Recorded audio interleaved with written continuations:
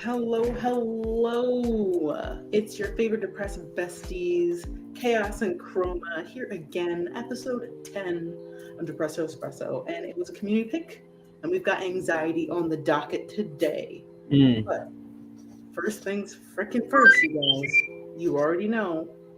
You already know. How are you? No, really, how are you guys actually doing? Would you like to go first this time? Me? Yeah. How am I really doing? Um, I guess it's kind of hard to say. I'm mostly chilling today. Mostly just chilling. I have a little bit of anxiety today. All right. My name is accurate. I'm very nonverbal today, but that is perfectly fine. Besides the cuck part. Cuck part's not as accurate. I was about to say. That's just funny. I was about to say. Yeah, no, that's just funny. I mean, some stuff is going on in my life, but I did get to see my grandma the other day, which was fantastic and wonderful. And she still looks healthy, and Okay. she's still walking around and smoking her cigarettes and just being awesome in general. Okay, so she's still the Spitfire that I met. Then. Oh yeah, absolutely, Oh, okay, that's a 100%, beautiful thing right there. 100%. Like her diagnosis has not slowed her down at all. Okay, that's a beautiful thing. Holy shit. Yeah. But besides that, I mean, I've just been surviving. Fair enough. Been Do you surviving, feel yeah. like you're in survival mode a little bit less than what you used to be?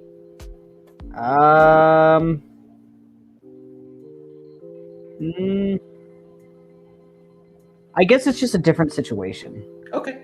It's not a bad situation. Yeah. It's like the situation before was bad, Yeah. and now I'm in a different one, and it's Yeah. good, and I'm comfortable, but I'm still like learning how to Yeah, you're situate still myself.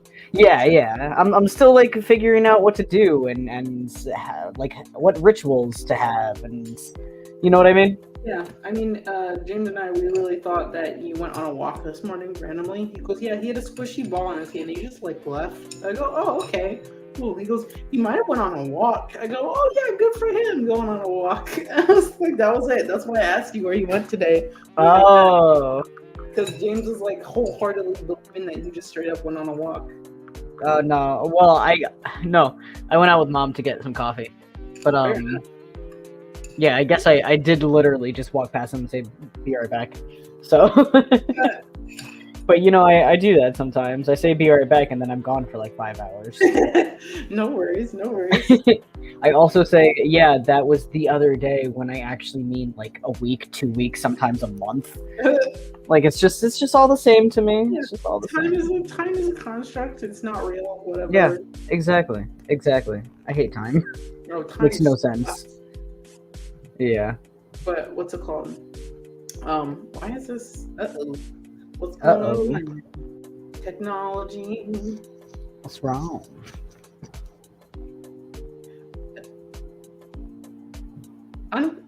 Oh, there we go. Okay, that's what I was waiting for. No, I was just waiting for my studio on YouTube to catch up because I wanted it to be a little bit more accurate so I can see the stream health. If anything was going wrong, I'd be able to see it.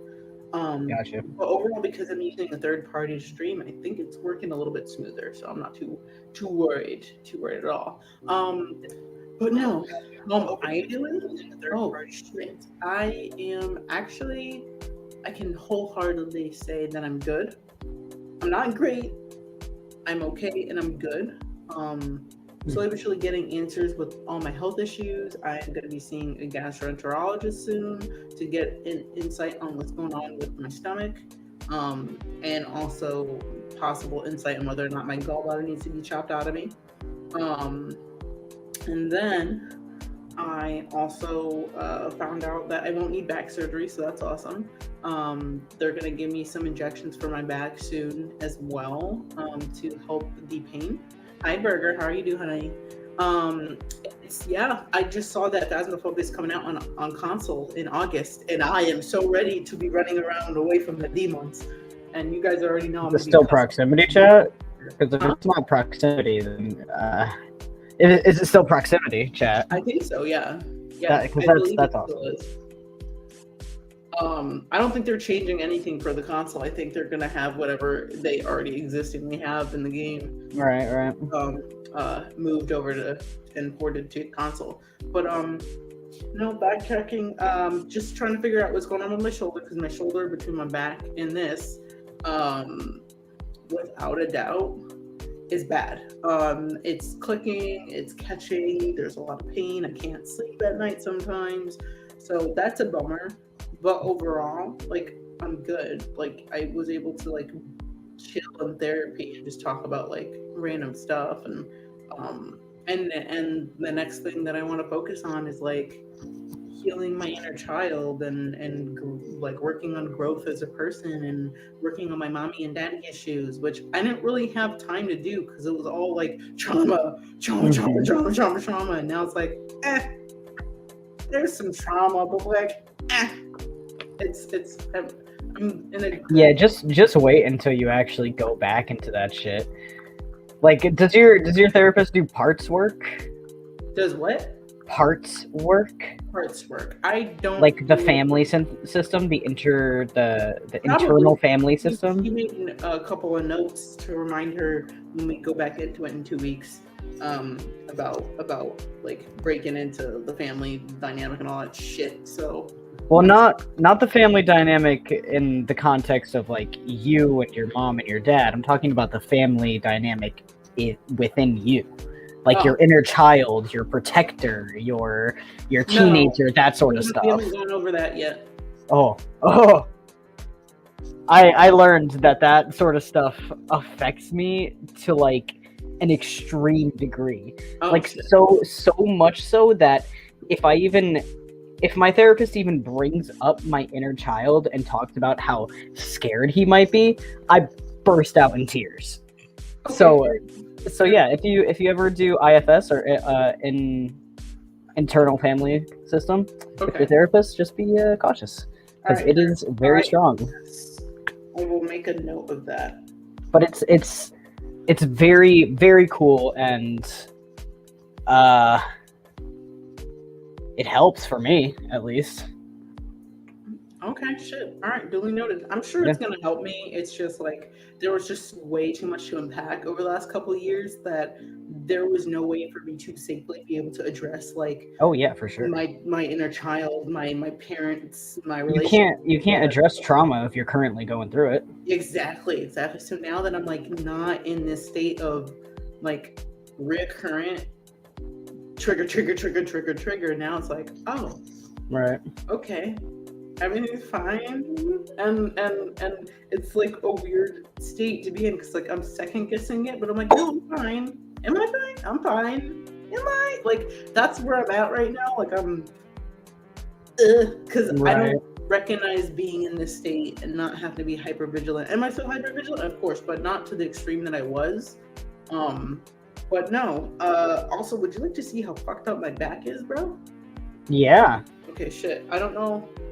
So that red line and the bottom white line is holding that. That's my vertebrae. That's how out of line it is from the rest of my back. Is that all supposed to be straight? It's supposed to be predominantly straight. It's not supposed to be that slanted. Oh wow. So it's like predominantly slanted. And it's moved a little bit in tune with my hips. Hence why there's a huge curvature there compared to the rest of my spine here. And then it's all black because it's just falling apart. Oh my god. Yeah. So lovely. But they're like, yeah, no, there's only implement. So they're like, honestly, there's no impingement of the nerves, even though that doesn't look great. You're not in a bad place. Right now, we just want to address your pain because you don't need surgery. There's no impingement of nerves. We don't have to like break your back or anything like that to reset anything. You're okay. We are going to now do just pain management, and we're going to start with injections in 2 weeks and go from there. You need to keep doing your damn PT. And I'm like, yeah, I'm doing my PT. Was the PT working? Yeah, I have my good days and I have my bad days. Okay. I'll be honest right now, this chair is fucking making my back scream right now. So I'm gonna be like moving a lot in my seat. Besides that, I mean, I want to get a TEMS thingy. It's a little like electro stim that on my shoulder. That helps my shoulder and helps my back a lot. And you do it at the very end of your PT sessions, which I do enjoy. And then they'll give you an option if you want to ice your back, ice your shoulder, so on and so forth. They start it with heat. So I sit for like 10-15 minutes in heat, and then they do a back massage or a shoulder shot. It's one or the other. I can't do both. So I either do like a myofascial rub here, and then also they'll do my lower back, depending on what's really ailing me in that moment. I'll choose. And then they do ultrasound on that specific spot as well. And the ultrasound helps with inflammatory response. So that's cool. It's really cool. And then you do your stretches. And yeah, no, everyone's really cool at my what's it called? My office, the physical therapist office. And because it's a subset of my already existing orthopedic surgery office, everybody has like connections. So my doctor always knows where I'm at in my PT and so on and so forth. Okay. It's pretty decent. Now I'm just waiting for a call from the main hospital so I can go and get my fucking shoulder MRI, which has taken 10 fucking years.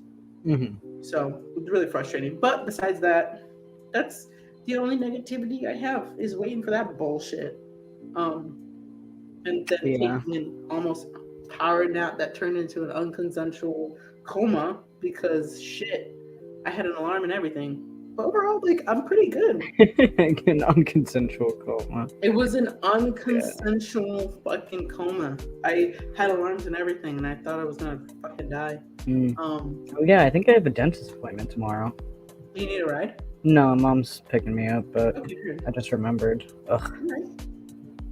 All right, heard. Hi, Alex, my super duper friend. How are you guys doing? And also, how are you actually doing? How are we doing today? And I'm going to leave that up on the screen. I'm going to give you guys time to answer because I want to know. I want to know what's going on with y'all. I want to know if anybody's ailing with anything, because if I can help, I will help. Talk to us. Huh? I said, talk to us. Tell us what you're dealing with. And then shortly we will be transitioning into talking about anxiety. And I'm gonna smash this motherfucking ramen though. Holy, I can't reach that. We're gonna Can't reach what? It's closer to my mouth now. I don't want to like lean all the way over there when my back's hurting. So now I'm gonna just. That's very important. I made chicken curry creamy ramen. Ooh. Yeah, I put a bouillon cube in the bowl. Like I put all my spices and shit in the bowl, and I crumbled up the packet, and then tossed it in the bowl, and then just poured hot water over it from the kettle. Right. As opposed to doing all that in a pot. Because I normally will make a broth separate from boiling the pasta, and then I will cook the pasta the rest of the way in the broth. Fair enough. Comparative to just doing it in one pot. It's easier that way because I like to make a thick broth for one, and two, I also like to make it heavily seasoned because I want to taste the freaking flavor, damn it. Yeah, no, I get it. And most normal practices of cooking ramen in the same pot, everything like cooks off by the time it's done, so you don't really get that flavor. That's a good idea. If I wasn't lazy, I would make my ramen like that. Nah, I mean, and that's why I have Lazy Man's ramen. I do the electric kettle. It takes like maybe 2 to 5 minutes max. All you have to do is literally just put your weight into it, the packet, toss that shit in the bowl, good to go. Put the seasonings and everything you want in the bottom of the bowl first, and then packet of ramen, and then the flavoring on top of the ramen, so that dissolves pretty quickly when you pour the water over it. Man, I just throw the ramen in there, or throw the flavor packet, throw some sazonado on it, and then the boiling water, and I'm good to go. I call it a day. Fair enough. Fair enough. But yeah, no, this could use something. I don't know what it could use. Sazonado. MSG. The MSG? Yeah. MSG, yep. It has MSG in it. Does it? Yeah. You need more. Probably. Or salt. Maybe salt. Love that MSG, man. Love salt. You know, you could just buy MSG in the store. I know. I didn't realize that until... Actually, it's been... I've known that for a while, but I saw the picture one time, and it shocked me, because it was just a straight-up bag of MSG. And I'm like, oh, it's just, you can just buy it. I thought it was like a compound that needed to be in something else. It literally, it looks like Coke. It does, yeah, it's white. But, it's like Coke. Yeah. I mean, it do taste good. How good it is, shit, I'll blow it. It probably is Coke. It probably is. They put crack in the fucking ramen. You're in a new state, so you don't know how to feel to it, which is completely understandable, Happy. That was a big move that you guys did. So the transition is going to be a process to kind of feel real for a while. To acceptance that you've moved and this is your new home and everything. It's going to be a process. Mm-hmm. And it's a very rational process. It might be an emotional process. Once again, everything that you feel in this process is valid as fuck. There's no reason to be afraid of the process either. It can be overwhelming at times. I'm not gonna coat it in sugar and rainbows and everything. It can be scary. It can be overwhelming emotionally, but it will make sense in the long run if that's clear. And what I mean by that is the emotional output that you give or the reactions that you have through this process of being like, oh, I'm in a new place. This is my new home. It's because it might have happened so quickly. You didn't get to accept the fact that you were leaving. Like there's stages of grief that are present in a move 99% of the time. And it's going to take some time, but you got this. You got this. And I'm always open. You can DM me anytime. I'm always happy to talk. I mean, I'm very open to the fact that my move was not easy on me. It was immensely difficult for me. It was kind of like this overnight thing. It didn't feel real until I had been in this house, and even then, I had been in this house for a while, and it just felt like a dream. Like I had this disconnect from who I was as a person, kind of like this long-term episode of like depersonalization, derealization. Like I just felt like I was just gonna wake up again in my old house, and nothing has changed. Like nothing felt real anymore. And I don't know what your relationship with your old household was in the what's it called? The transition period leading up to it, if it was a good transition period, if it was smooth at all. But it's understandable if this is a very questionable and vulnerable time that you're in. Mm-hmm. And actually, we can use that to segue into anxiety, because there is a lot of anxiety when it comes to moving. And speaking of that, we've got, where is it? So, anxiety. Anxiety disorder is something that is pretty generalized, and what I mean by that is anyone can have fucking anxiety. It could be so small, but it could also be so grandiose and so severe. It does not go away, and it can get worse over time if it is not addressed. So the symptoms themselves can interfere with daily activities, school, work, sleep, relationships. It comes in multiple forms. So you have generalized anxiety, social anxiety, panic disorders, which results in this very heavily fixated anxiety over very specific things, or you can just have a panic attack because you're overwhelmed in that moment. As well as anxiety can place itself from phobias that you have, or phobias that you don't know you have until it's a little too late. I didn't know I had thalassophobia until I like started traveling and shit and seeing dark ass water. But then I started backtracking and realizing like I never really swam in lakes and shit. I never really swam in. I have a question. Yeah.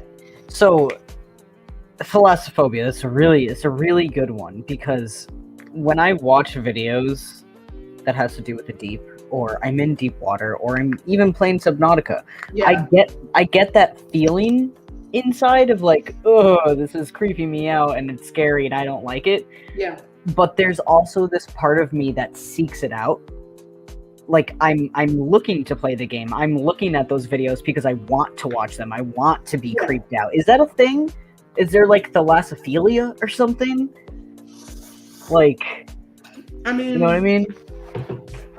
I mean that's a possibility. I don't see how that couldn't be something that's real. You know what I mean? Yeah. I think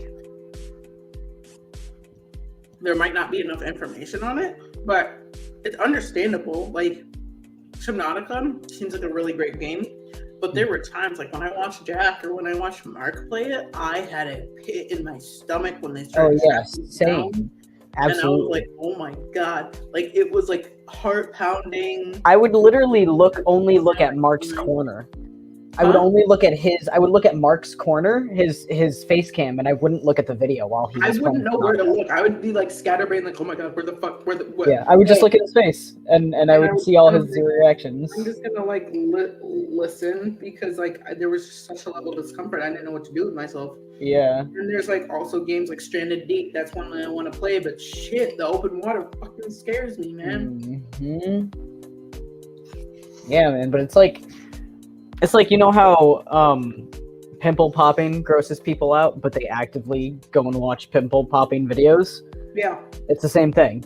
Okay. It's like the last stuff, deep water stuff creeps me out, but I find it extremely interesting and I don't know, creepy. Fair enough. Yeah. Hold on, let me go and see the damn comments. Oh my lord. You have what kind of phobia? A fear of open water, deep depths. It's called thalassophobia. Thalassophobia. I think I spelled it wrong. And if not, I can easily pull that up and go like this. And we can go like this. And we can share screen. And we can go to new tab. And we're gonna share it. We're gonna go there. Hold on, you guys. Share screen. We're gonna do that. All right. Thalassophobia.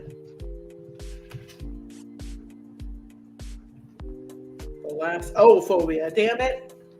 All right. So it's a phobia characterized by persistent and intense fear of deep water, oceans, lakes. People with thalassophobia either avoid deep bodies of water altogether, enduring them with overwhelming anxiety. I would have to say I endure. I 110% endure. And then, let's see. Oh, so ironically, megalophobia is something when you have an intense fear of large objects. So if you have a fear of the ocean, it would only fall under thalassophobia compared to megalophobia. But because the ocean is so vast, you could also have megalophobia on top of that, which is insane. Yeah, it's all a little overlapping. Fear of large objects. All right, let's look some more into thalassophobia because I'm interested. What is the other one? Megaphobia or fear of large objects? Yeah, that one. If you look up pictures for that one, it's fucking creepy because it's like big objects slightly fading in deep water. You know how when large creatures swim away in water, they slowly fade away into the dark? Yeah. That's what it is, but with large, like, man-made objects sometimes where it just looks creepy. It just gives you that feeling of, like, I shouldn't be here. Oh, fair enough. Jesus. Yeah. Rough, 10 out of 10. So let's see. It's a distinct disorder in the DSM-5. So it's a natural environment type phobia. So you have aquaphobia, bathyphobia, what? Megalohydrothalassophobia. Whoa. Fear of large underwater creatures or objects. Cymophobia, fear of waves. Nyctophobia, fear of the dark. Antilophobia, fear of floods. So most things that happen when you have symptoms of thalassophobia, when you are obviously exposed to said environment, dread, panic, losing control, or fear of losing control. You have insomnia, racing thoughts. You have avoidance of said object or situation, and intense and sudden onset of anxiety or fear. I will say, when I went snorkeling with James in what's it called, in Aruba, that was tough because I had to take off my glasses in order to go snorkeling, and I can't see Right, yeah. past a certain, like, this with my glasses off, the entire screen's blurry. Like, I can't, there's nothing legible at all on the screen. And to know that, and to have like goggles on, and I can't see that clear. Granted, I see clear underwater with goggles comparative to with my glasses, and that's just because the water becomes a lens of some sorts. Granted, it's not a corrective lens like these, and I could see a little bit further than I normally would without glasses, but there's still this weird like fade. And everything becomes blurry, and it's the most terrifying thing because the center of my vision, whatever I'm looking at, is in focus up to a point, and then everything else around it's like tunnel vision is blurry as shit. Yeah, like if I'm focusing on like this coral or the reef or the ship that we looked at or a group of fish, all of that in part, depending on how far away it was from me, would be clear. And that, once the fade out started, that's where I was fucking terrified because there were points where you couldn't see shit, and I was like, I'm gonna fucking die. But like, wait, what time of day were you guys snorkeling? In the daytime. It was daytime. It was So, like morning, afternoon time. So you could still see. It was just like the blurriness. It wasn't like dark. There's blurriness, but then after a certain point, you can't see shit below you. Oh God. Yeah. So wait, where did you guys go snorkeling? In Aruba. Oh. So off the coast, there is a ship called the Antilles, and it is a German U-boat, and it was sunk because they thought, oh, we're gonna go and attack Aruba, we're gonna go conquer this little tiny island, and the island said, fuck you and fuck your shit, and no one expected this little tiny island to fight back. And they did. Oh. And they blew the ship out of the U-boat, and it sunk right off the shore. But there's a drastic like drop from where you can walk and swim safely on the beach, and then it just fucking drops. Like, you wouldn't expect a U-boat to be there. Yeah. That close to shore, but it is. But the drop is insane. Like, you can't see shit after a certain point. And I was like, terrifying. Oh, hell no. And then like certain distance, depending on how deep I swam, because I didn't swim that deep, but how deep I swam, you could see a specific distance from me. When I could just barely see sea turtles swimming by us, and then all of a sudden they fucking disappeared. And I was like, oh hell no. I was panicking, bro. That's horrible. When I went snorkeling, the water was crystal clear. You could see like yards ahead. You could see quite far ahead of you. The water was crystal clear up until a point where it got too deep and you can't see shit, bro. Yeah, where we went snorkeling, there was no drop. Like, you guys had a drop. We had like safe shallows, beautiful coral reef. So we had 3 different or 2 different. I'll have to ask them. It was either 3 or 2 different locations where we snorkeled. So there was the Antilles where we snorkeled and everything. That was the first stop. No, there's 2 stops. There were 2 stops. The first stop was the Antilles, and the second stop was just the cute little reef where you could see it was only 12 feet down, so you could swim down and touch the sand and touch the coral and everything and swim back up. Right. But no, that Antilles got me fucked up, and thank God I had my damn life vest on, because I would have had a panic attack and a half. I was stressed that first one. I was stressed, and I'm not a strong swimmer to begin with. I was stressed. And the second time, I was like, oh, I was only 12 feet. If I drown, like, they'll be able to see me. You know what I mean? Or if I have a panic attack, they'll be able to see me. And it wasn't bad. But like that darkness, that strung me the fuck out the entire time. Yeah, Jesus, I wouldn't be able to. You wouldn't like it. What bit? It goes from sun casting beautiful light rays on the ship to you can't see the rest of the fucking ship. Mm-hmm. And I was like, no, I'm good. I mean, do you watch those like divers on YouTube, like D Almighty, and that's the only one I know. But they do like diving. They search for like iPhones and watches and jewelry and shit. Like, you don't watch any of those? No. Oh, they're very fascinating.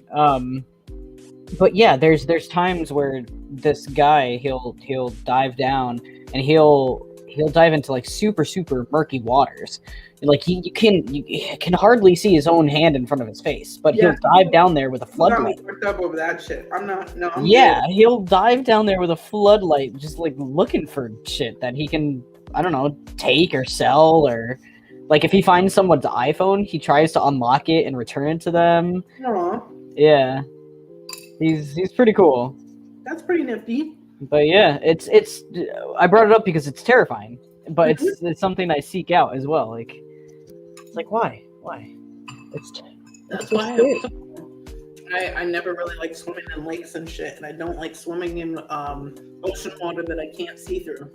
So like, there was some point in my childhood where I literally stopped swimming at Myrtle Beach because the water used to be very clear when I was younger, and it just slowly but surely got darker and darker and darker, and I was like, I'm fucking good. Good.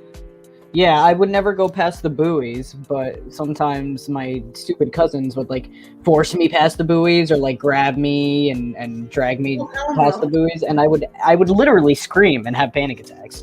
It's like, don't take me past the buoys. I don't like it. It's the unknown past there. Your cousins are assholes. Yeah. I mean, I love them, but that's what happens. Oh, Alex, you like your new Switch controller? Hell yeah. What color is it? Gotta ask what color it is. Ooh, did you get the pastel ones? The new ones that just came out? Those are nice. But yeah, no, Thalassophobia is horrifying. Yeah, it's scary. I have a fear of like inanimate humanoids, and what I mean by that is like fucking dolls and mannequins and clowns and just inanimate things that have a little human-like statues. I'm not a fan of statues. There are some beautifully like crafted statues, but I don't fuck with them. The Weeping Angels ruin that shit for me. I just don't like dolls. Dolls are suck. Yeah, just dolls. Mannequins, I'm good. It's because I don't know. I have, you know how I'm all weird about spirituality and shit, right? Mm-hmm. I'm like a skeptic that wants to believe. I believe. Dolls, I don't like them because they're hollow and they can house a soul, they can house a spirit. Yeah. You know? And I don't like that shit. I don't like that they're a puppet, that they can, I don't know, that they're a vessel, basically. The Annie doll, or the whatever. Fuck that. Doll. No, yeah, it is Annie. Yeah. Whatever her name is. I'm pretty sure Annie. Oh, Annabelle. Yeah, that bitch. Yeah, that bitch. Yeah, and I mean, I seen some videos on TikTok of like somebody's doll at the top of their like fireplace, like, and her head like slowly moving. Like, no, fuck, no, no, it didn't look edited at all. But you know, that sort of stuff can always be edited. That's why I'm a skeptic. But no, the way he like turned on his camera, it was like, whoa, she just did it. And then it was like found footage sort of stuff. Oh, heard. So it seemed real, but that sort of stuff can always be fake. Heard. Still fucking creepy. Mm-hmm. Yeah. Fuck that shit. No siree Bob. No siree Bob. Yeah. How do you open this? Open what? Oh my god. I need an adult. You are the adult. I need my super strong boyfriend. Ah, he's at work. I know. I know how to open this. I know how to open this. No! What? Oh, and I'm fucked up. Fucked up. I meant to rip it across, like straight across. Well, shit. Good I job. done fucked up. What if I go like...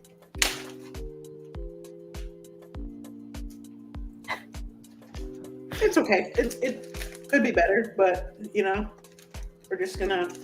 Can you get to the contents inside? Yes, now I And can. that's all that matters. Crack. Cocaine. Cocaine. But, what's it called? No, phobias are a very real thing. I'm so glad I got rid of those damn dolls. Not gonna lie. Those were antiques and I could have sold them. Same. I was too damn creeped out by that shit. I didn't want them. I didn't want to sell them and then that be an energy where they return to me magically. I'm not, no. You know, I am actually glad I got rid of those dolls because I was gifted them by my... Huh? The porcelain dolls? Yeah, the porcelain dolls. Because I was gifted to them by my grandmother. My grandmother on my mom's side. Yeah. So... She had a collection of them. Yeah, she had a whole freaking... A bureau of them? Yeah, a bureau. It's so weird. Like, yeah. It was one of those where you open up both of the doors, and she put, like, it was just completely covered with dolls on the inside. What's with it? What's with all the people doing that shit? I don't know. That's some psycho level shit. Yeah, I mean... The doll collection, the black lifeless eyes never felt right. No, they didn't. It's not... They move. If you tilt them, their eyes shut and shit. Yeah, I hate that. I don't like it. I don't like that shit either. I don't like it. But the collecting dolls thing, it's honestly not as different as us collecting like our Funko Pops or me collecting my statues and shit. Yeah. Yeah. The only difference is that that's open. It doesn't have like two doors. Those fuckers won't kill me in my sleep. That's true. The head is hollow, the rest of it's not. And they're stiff. Yeah, no, the head won't do anything. Those are fine. Like it won't pull a Chucky and slaughter me or my family in my sleep, which is nice. Yeah, I mean, I have Ezio and Altair over here. Kind of concerned about those two, but I wouldn't. No, no, they're not. Do they have like action figure joints? Yeah, they're articulated, so. Okay. So they can do puppets. Did you ever watch the movie Small Soldiers? Like years ago, but I think I hated it.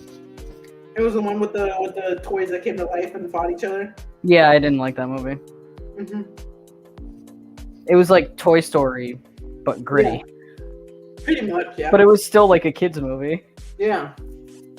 Yeah, I didn't like that. I don't know, man. I don't know. Speaking of traumatizing kids movies, Never Ending Story. What's it called? I haven't watched it in so long that I don't remember most of it. Bro, I don't remember why it's traumatizing. That shit's locked in my memory. And then, what the hell is it? The Indian in my cupboard. Or the wool Indian cupboard or something like that. That one was fucking sad.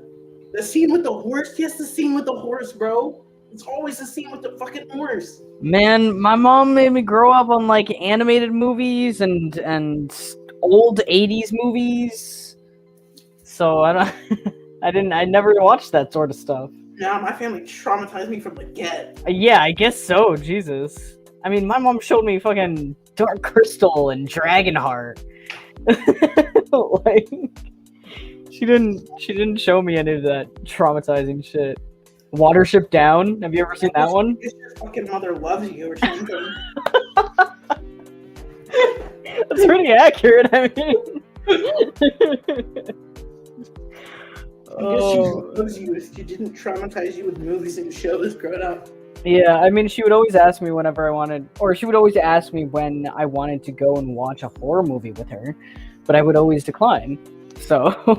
Oh, see, that's the fucked up part. I think my parents desensitized me to horror movies because, like, it traumatized me as a kid with emotionally fucked up shit. Right. Kids movies, and they were not kids movies because I was really, really, really upset after I watched those movies. And then they'd be like, "Let's watch Jaws. Let's watch AVP. Let's watch like What the Michael hell? Myers, Freddy, and all that." And I'm unfazed by that shit. I'm not scared. Like I find fucking Ghostface hot as shit. Yeah. Stabby daddy. And no, no, I can't do it. Can't do Ghostface. Can't do what's his face? Michael The other Myers? Michael Myers. Yeah, no, he's a little. He's just a big dude. He's just a tall dude. I can't do Voorhees Jason. is, like built, like he'll fuck some shit up, and I was like, "Fuck me up, daddy, by all means." Wow. Freddy, I don't. It's the thing about the masks though, because I almost want to be like, yeah. I get the mask thing. I absolutely get the mask thing. Yeah, I don't get the murder thing. Yeah. I don't. Yeah, no, it's and mainly Ghostface out of all of them has so much charisma. That's why I'm into it, because he like reeks of charisma. The Ghostface killer just reeks of charisma. The way they go for kills, the way they talk on the phone, that weird gravelly ass voice just fucks with me, man. And I love it. He is. And then on top Ghostface of it, is very theatrical. Huh? He's very theatrical. Oh yeah, I love it. I love it. I'm Like just 100%. He goes for the theatrics. He calls, "You're gonna die in 7 days." Like, oh no, that's not him. well, either way, he does the same shit, and he still goes in somebody's house and chases them around. He toys with them for a while. Like, they're all in with the theatrics. Mm-hmm. I'd rather just die. I think you'll thoroughly enjoy the Scream films because they're actually really like the storytelling. I didn't like any of them. I don't like horror movies, hun. If it has to do with horror, jump scares, stabbing, shooting, like, I'm not into that shit. Oh shit! I like animation and Pixar and. I was like, I'm willing to do a damn Ghostface marathon for you. Oh yeah, no, absolutely not. My mom learned early. I couldn't even handle Goosebumps. Like. Speaking of traumatizing, Goosebumps was fucked up. That show, Yeah. god damn. I mean, just the theme song alone is creepy for me. Yes, agreed, hands down. Yeah. I don't even think I watched all the Goosebumps episodes because they just got to me at one point and I just couldn't do it anymore. Yeah. And reading them is one thing because you can desensitize it and not dramatize it as severe in your head. Oh my god, it's the exact opposite for me. We grew up completely different.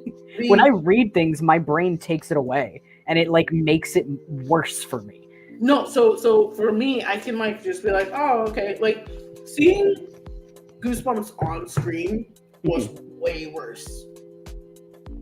Interesting. Way worse.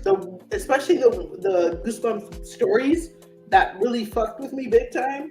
Yeah, nah. Seeing that shit on screen, way worse. Because my brain never actually imagined it further or like went on a freaking snowball effect when it came to reading it. It just kind of like, all right, whatever. Granted, when I am reading stuff, especially when I'm reading or writing stuff, more so writing than anything, I'm able to picture stuff a lot more, but it's at my digression. Right. Yeah, no, I agree. Like when you're reading, you can come up with things in your head, but when you're watching something, it's forced upon you. The scenes are forced upon you. The art is forced upon you. Yeah. Like and it's not necessarily or inherently a bad thing. It's just that you now have those images. So if you go back and read the book, you're gonna have those images in your brain. Oh, 110%. Which is why I like reading the stuff first, because I want to be able to envision it all by myself. Like I want to be able to create the world on my own. But yeah, my brain, when I read things, my brain definitely it snowballs, and like sometimes the scenes that I envision in my head are just completely different from like what somebody else envisions it to be. You know, it's weird. All right, heard. Yeah, no, I don't know. That's where like you and I growing up, like it's complete opposite sides. Yeah. Opposite sides. We don't even cut from the same damn cloth. It's just like, yeah, That spool cloth over there, that spool cloth over there, trauma. My Yeah. trauma. It's two different spools of cloth, but somehow our threads got connected. Oh, 110%. The threads of trauma. Yeah. Unfortunately. Yep, I mean, like, and I'm backtracking a little bit because, like, anxiety, like, I'm sure you have some level of anxiety when it comes to horror movies too. Like, it's not just like, oh, I don't like it. It's like, nah, I'm really like, there's nervousness, there's worry, there's unease when it comes to horror movies. I mean, it depends on the movie. If it's like a good horror movie and it does all that atmosphere shit, I don't fuck with that because, like, the really good horror movies fuck with you. Like, they fuck with your brain, and it's not jump scares. It's like they're gonna fuck with your psyche. They're gonna fuck with how you think about things, how you hear things, how you perceive things, and that's what I don't like. Yeah. It just creeps me out. So that's where I'm the opposite, and I'm like, I fucking love that shit because my issue is my brain's usually ahead of a movie. If I can pick up the story beats too quickly early on, I'll be able to pick up what's going to happen in the movie fairly quickly. Like the first couple Scream movies, I was able to figure out who the killer was very quickly. But then they threw my ass for a loop for Scream, I believe 4, 5, and 6. Is that 4, 5, and 6 or 5 and 6? No, not 5 and 6. It was.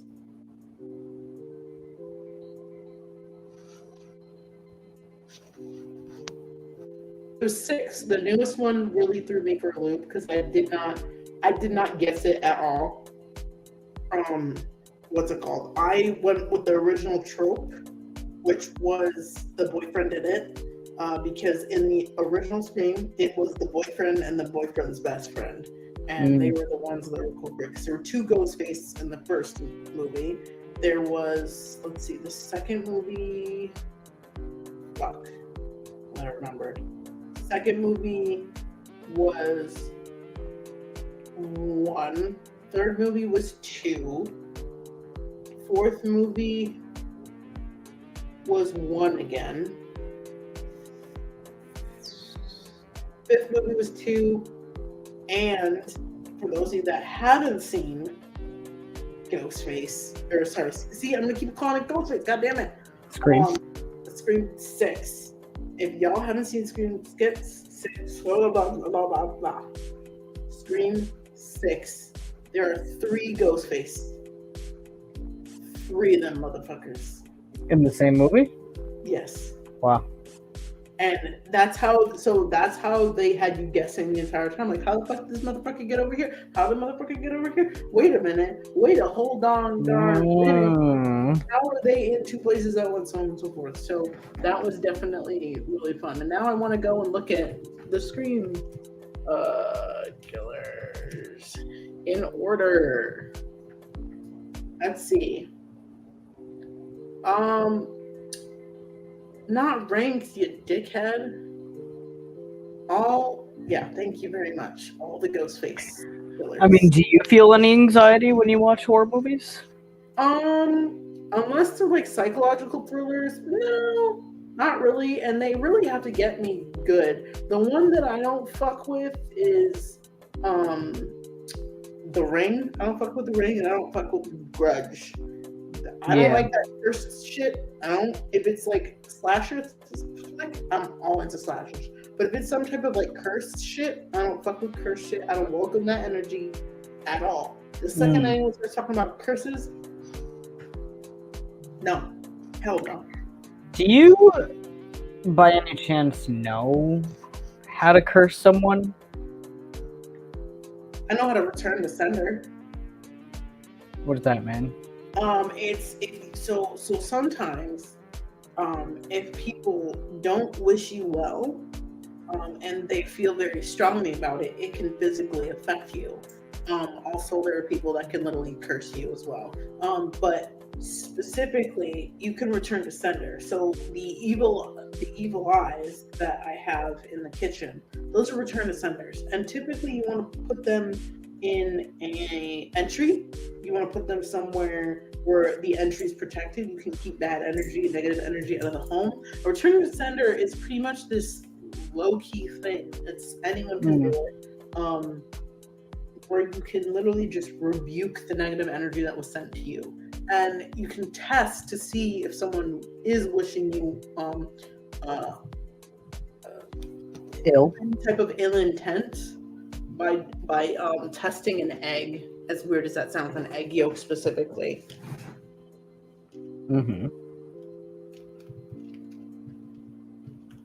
I mean, I want to learn. A friend wants to learn how to curse someone so they can have like minor to moderate misfortunes for the rest of their life. Someone who knows a couple people who practice with witchcraft. Can I pay them? Huh? Can I pay them? No, that is something that one is predominantly closed practice. Majority of them have like Salem witches in their line, as well as what's it called? Some of them also just don't believe in doing other people dirty just because they can. Do they know how? Of course they do, but do they want other people to do it? Absolutely not. They operate in, we don't want ill intent to be sent to anybody. We don't want anyone to be harmed in use of witchcraft. They use it for good. They use it for healing. They use it for cleansing. They use it for good. They use it for warding and protection. But they don't. So is cursing usually seen as taboo? Yes. Can you teach me how to shoot a gun? Yeah, I can take you to gun range. Cool, let's do that. Okay. Wait, you seriously want to go to gun range?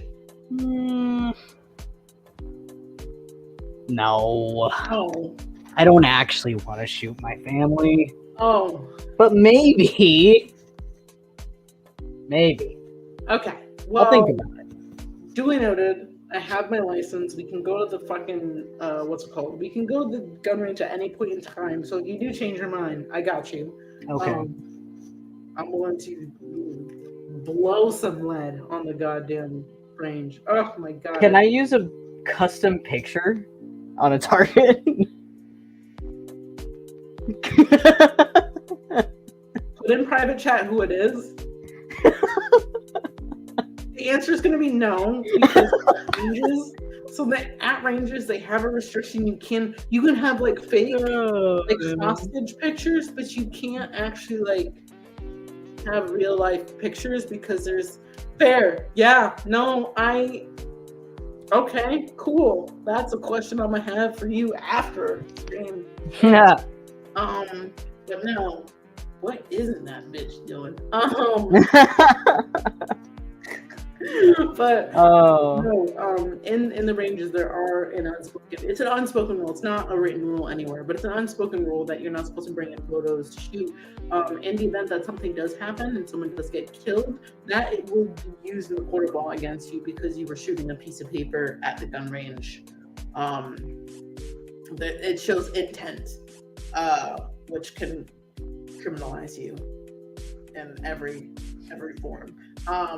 So I don't recommend it. Gotcha. As much as I support that, I can write on the back of it. But I am a firm believer that all energy, whether it be negative or positive, with any intent of it being negative, it gives it power. So that's what one of my friends.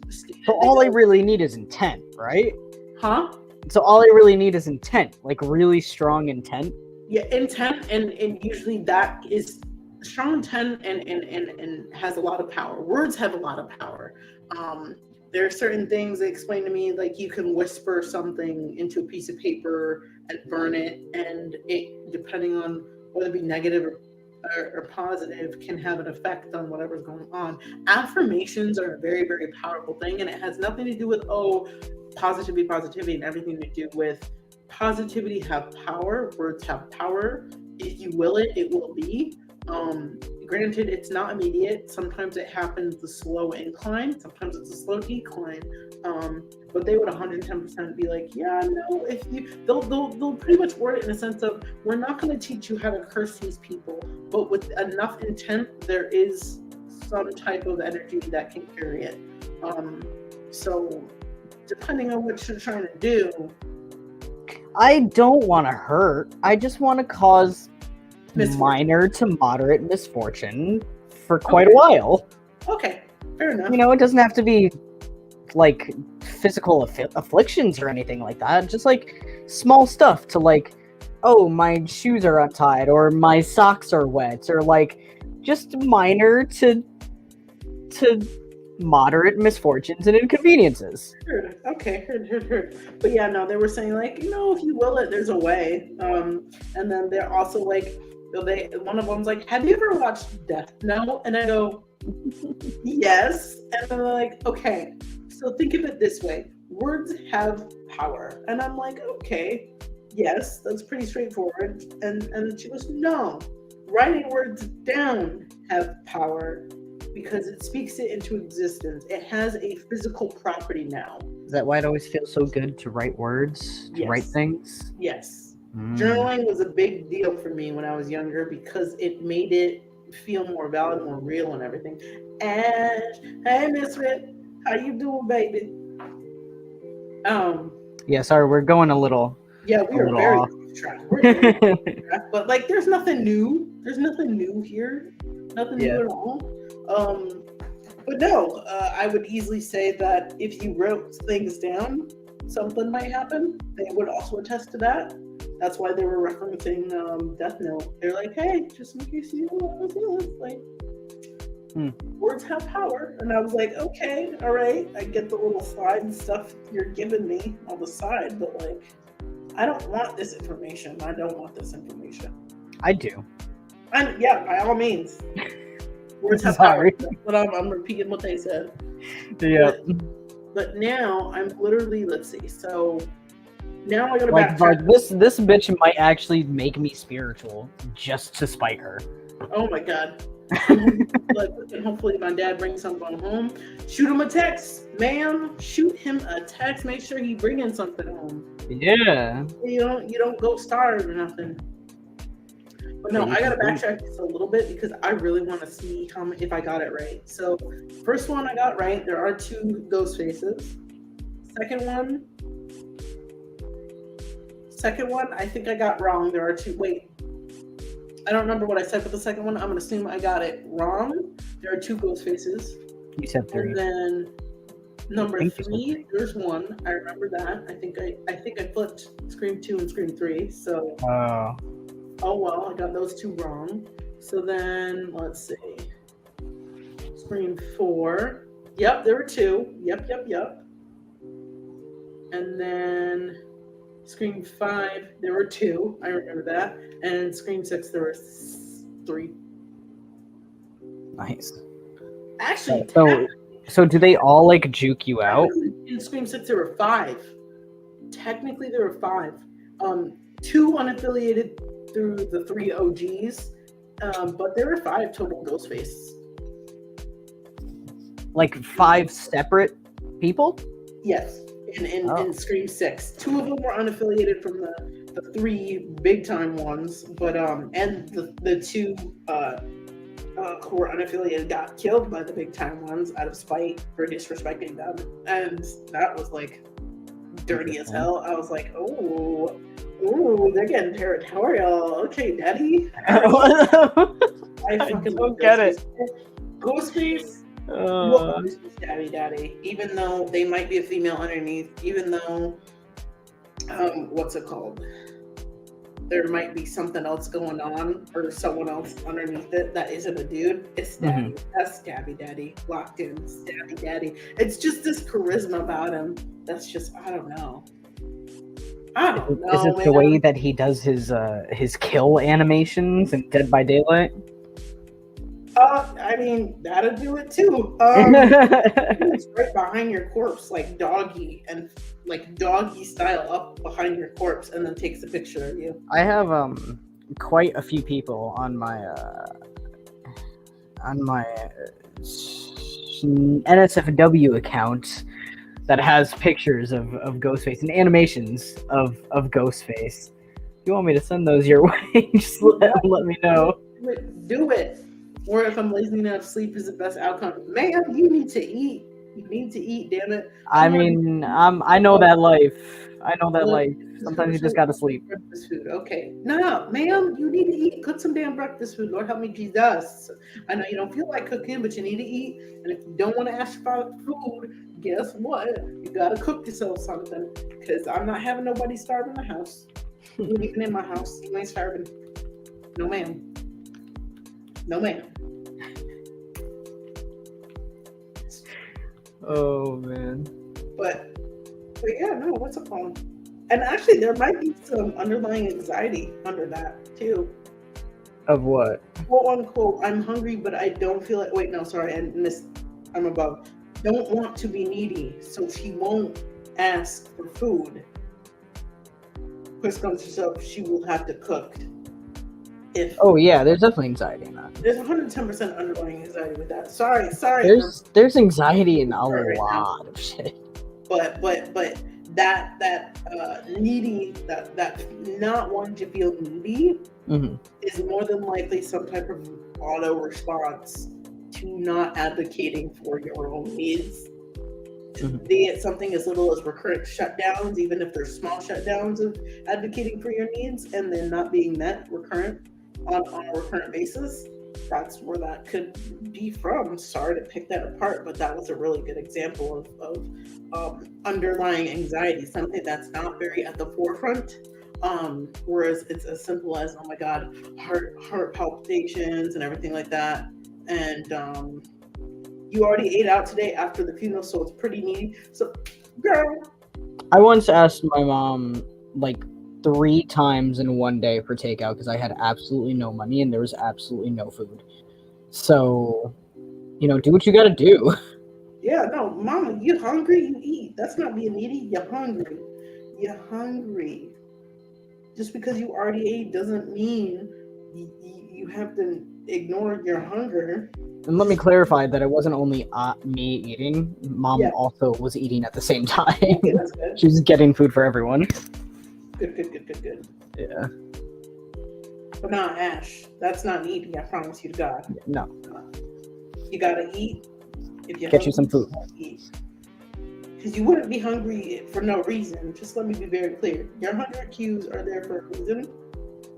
You might not have had enough sustenance. You might have had empty carbohydrates. You might not have had anything that was really fulfilling when it came to hunger. It was something that would push it away for a little bit. But if you're hungry, girl, you need to get that intake. Increase the calories, baby boo. You ain't eating enough.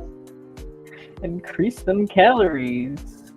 That's what I was saying. If anyone's recurrently hungry after a meal, that means they're not getting enough caloric intake.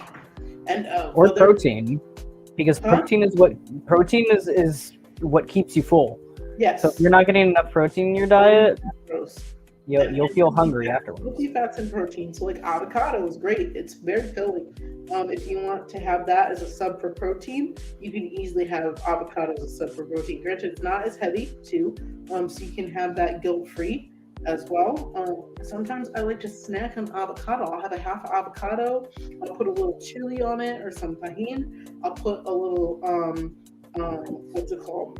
Lime juice on that bitch, some pepper. Call it a damn day. I'll snack on that shit, no problem. Sometimes I'll even have chamoy. Some what? Chamoy.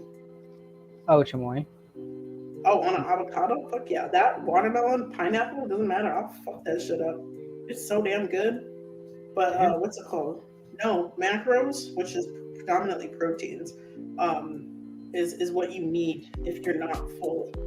Carbohydrates, empty carbohydrates, are not your friend if that's not predominantly a part of your diet. Your body will not want to register it as quote unquote valid calories.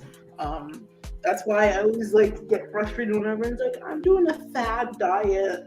And I'm like, those never work. But I'm like, are you getting your caloric intake? No, I'm also watching my calories to go, you will not be able to lose weight and you will not be able to get the quote unquote gains that you need if you don't what's it called? Get the caloric intake that you need, and you need macros, some level of macros. You need micros. You need a very, very balanced diet, but you need to also eat in a way that's beneficial to your body. So if your diet for your whole life consisted predominantly protein and light veg, guess what? You need to eat protein and light veg in order to make sure your diet is balanced. But you also have to cut out.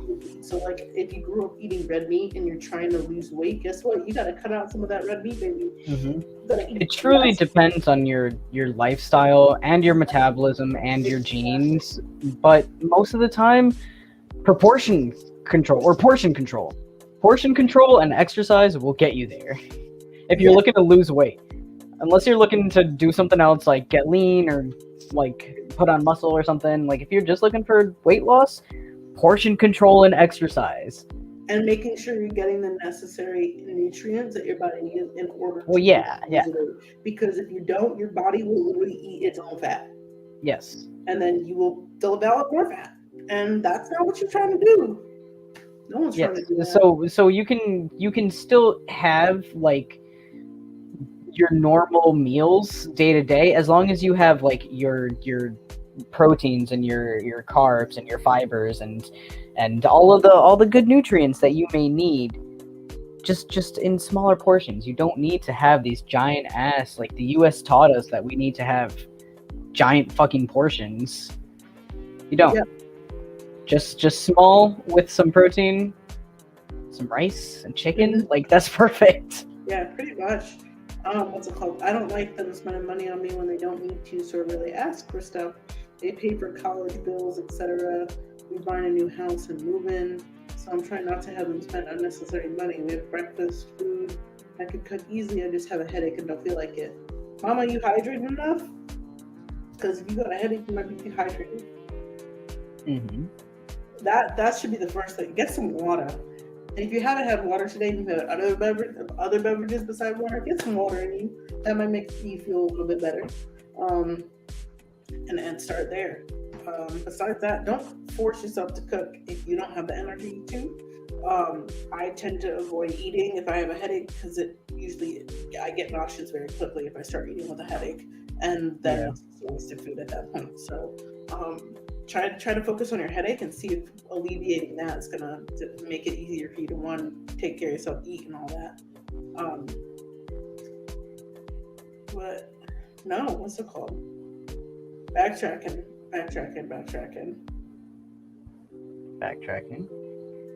Anxiety. Yes. Anxiety. That one thing that we're supposed to talk about. Yeah, that's the complete topic of our I mean, nothing. I mean, it's more so on the lines like no one's really asking any questions about it, so it's hard to just kind of. It's hard to go off on a tangent when we don't have a source. Huh? It's hard to go off on a tangent when we don't have something specific to talk about because anxiety is so broad. It's very, very broad, and it affects literally everyone every day. You probably should drink more water. I was out today, so you drink enough. Yes, man, drink some. You might be dehydrated, mama. That headache might go away with a glass of water. But no, what's it called? It's just so broad, so very broad. And I mean, not for nothing, in the future, we could probably break it down by like different levels. We've got generalized anxiety disorder. We can go over, what's it called? Social anxiety. We can go over panic disorders. We can go over phobias specifically. I mean, I think social anxiety is a good place to start. For which one? Social anxiety. Social anxiety? Because that's probably the most relatable anxiety that most people go through, is like having this socially awkward feeling when they're in public or around people. So social anxiety is an intense, persistent fear of being watched and judged by others. This fear can affect work, school, daily activities. It can make it hard for people to keep and make friends. But it is something that's treatable. All anxiety disorders are very, very, very treatable. Ironically, the acronym for social anxiety is SAD. So that makes sense. Hilarious. Yeah. But I have severe social anxiety, so I can relate. Yes, and social interactions will cause like irrational levels of anxiety. There's levels of anxiety, fear, self-consciousness, embarrassment, excessive fear in a situation where one may be judged, worry about embarrassment, humiliation, or concern about offending someone. Oh my god, that's my fucking life. You're literally describing my entire life. That's just like the basics right there. What's And more? What's left? There's comorbidities with social anxiety too. So if you happen to be claustrophobic, and then on top of being socially anxious, it's not what's it called? It's not going to be easy to be out in public in large crowds. Not only do you have to be out in large crowds and socialize, but not on top of that, you're trapped and you're squeezed in this big group of people, and you can't go anywhere, and people are always interacting with you. That's the easiest way to have a panic attack in any type of social situation with a large scale group and no space. Yeah, out your damn mind. Let's see, fear of the unknown. Okay. Panic attack in the morning before class because I don't know how the day is going to go. I feel like that's the most normal thing ever. The fear of the unknown. Oh yeah, absolutely. Rational thing to be afraid of. Yeah. For me personally, I think that's something that causes me a lot of anxiety, considering like I went on a full bender to get any and all medical care to figure out what's going on with me, and that's because I don't know what's going on, and I need to know what's going on, and there's just this part of me that always needs to know what's going on. One, that probably comes from trauma, because I had no sense of control for the longest time, and now I need to be in control in order to feel okay, and if I'm in control, then I know what's going on. But it's immediately taken away when like stuff within my body, I don't know what's going on, and then the rug's pulled out from under me. So I get the fear of unknown. Fear of unknown is absolutely fucking terrifying. Literally very rational. Same exact way. None of my school days were good, so it's down. I mean, no, your it's 110% valid. You can't discourage anxiety. Irrational or irrational, it doesn't matter. The anxiety's there. Your feelings are 110% valid. It is literally the sense of unknown that is intimidating. It is nerve-wracking, and I get it. It can sometimes be like destroying emotionally, because you're like, oh my god, there's so many factors that could attribute to this day being good, this day being bad, and I don't know what it's going to be. And then depending on what the first interaction of the day is, can make the spiral worse. So like, let's say I'm worried about how the day is going to go, and my first interaction with someone is somewhat negative or somewhat neutral. Then you're just going to be like, oh my god, I don't know, oh my god, what have I done? It's so gonna snowball. So I don't think that you having fear about the day and where it's going to go is invalid whatsoever. It's completely valid, and rational or irrational, you were not certain about how the days were going. And also, school was very stressful for you outside of just not knowing how your days were going to be. It was literally like surviving day to day with your classes and making sure you had enough motivation to get through schoolwork and everything, and the pressures of performing and completing your art. And there are so many obstacles where, like, if I have to do it, it's hard for me to do it. It's hard for me to do stuff with passion when I have to freaking do it. Yeah. It's completely understandable. I used to have panic attacks before school too. That's often why I didn't go, but yeah. But no, I think that's the most normal thing you could ever say, Ash. Yeah. That's so normal. So normal. Having a routine helps me because I like repetition. Sometimes being spontaneous is hard. I'm gonna ask you a personal question, Ash, and we might have talked about it. I don't know. Because what you're telling me is lining up with a couple things with me. Perhaps you might be on the spectrum. Mayhaps. And for those of you watching that are like, you can't just throw it out willy-nilly. Yes, the fuck I can, because guess what? It's a fucking spectrum, and the shit she's saying is shit I adhere to no bounds. Sometimes I am spontaneous, and that's attributed to, one, my bipolar disorder. But guess what? That shit drains me to no bounds, and I won't have any energy, and I will not thoroughly enjoy whatever spontaneous bullshit I'm doing. unless it's something that I've been hyper fixed on. There's no way I'm gonna enjoy whatever spontaneous shit I do. Repetition and routine is a big deal to me. Change is fucking shitty. Transition, fucking shitty. So that's why I was like reading what you were saying, and I'm like, This sounds awfully familiar. This sounds awfully familiar here. And don't get me wrong, I'm not trying to like throw a label at you or anything like that. I know you don't like labels, Ash. I'm just more so asking in general because, one, we're both females who went through life understanding things in a very, very strict way. Yeah, exactly. So they can be fun. The idea of them are fun, but at the same time, there's room for error. There's room for things to go wrong. There's room for things to not be within my control. So I don't know if that's something that might dissuade you at times or cause you dread when it comes to spontaneous things. Yep, I prefer things to be planned. Yep. Yeah, I like plans. And I like plans that don't have a requirement of following through. I have no idea if I'm on the spectrum, but to be honest, but a lot of my friends especially my art ones. I go, well, yeah, art being a special interest, I kind of that's a very very common trait. On top of it, you have a varying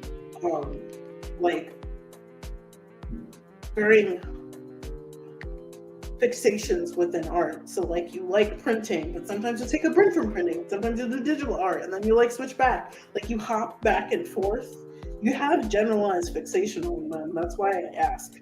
But no, I wouldn't be shocked if you were, considering one, you are also female, and that just kind of like we just kind of skated by and masked our whole life. We were literally taught to mask.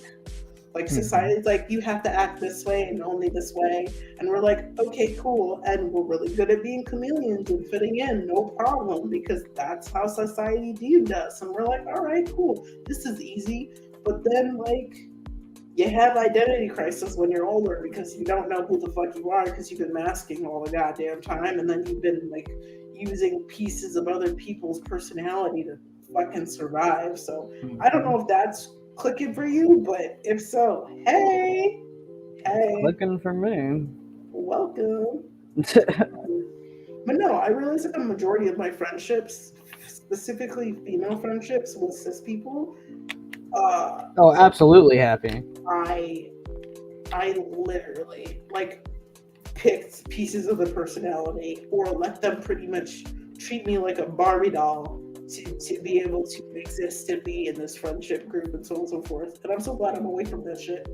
Is it existential anxiety a thing? Yes. 110% yes. What'd you say? Existential anxiety? Yeah. Oh, yeah.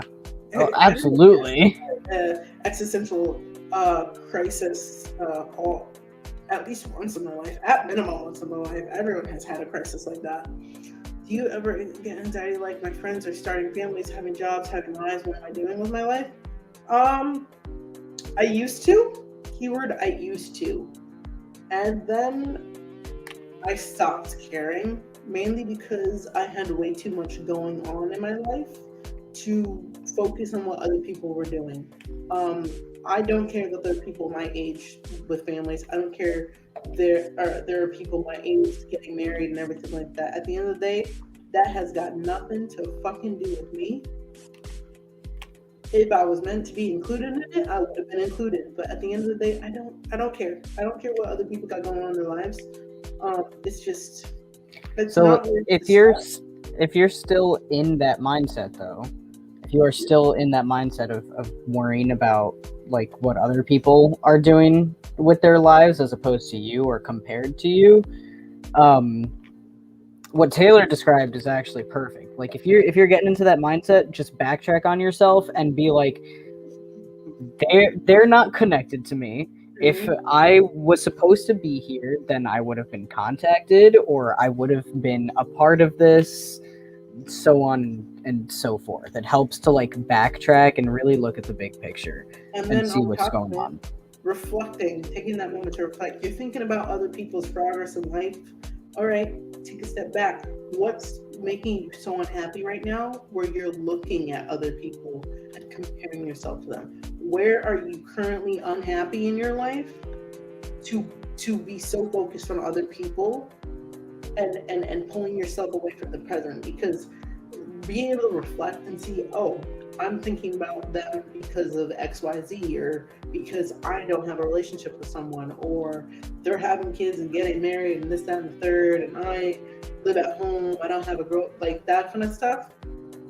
Reflect, because there are certain things in your life that you can change. A lot of people have this learned helplessness, and it takes a lot. Don't get me wrong, it's not easy at all. When you're in this lifestyle and you only know helplessness because that's the only type of way to live for you, it's going to be a very hard time transitioning and doing things for the betterment of yourself. So when you do have moments like, oh, my friends are getting married, starting families, is it the fact that they're getting married, starting families that are a big deal to you? Is it the fact that they're not including you in those milestones, or is it the fact that you're not happy with where you are and focusing?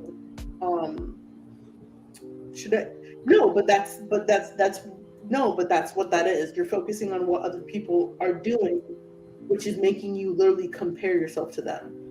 You just explained that exactly. Happy. Yeah.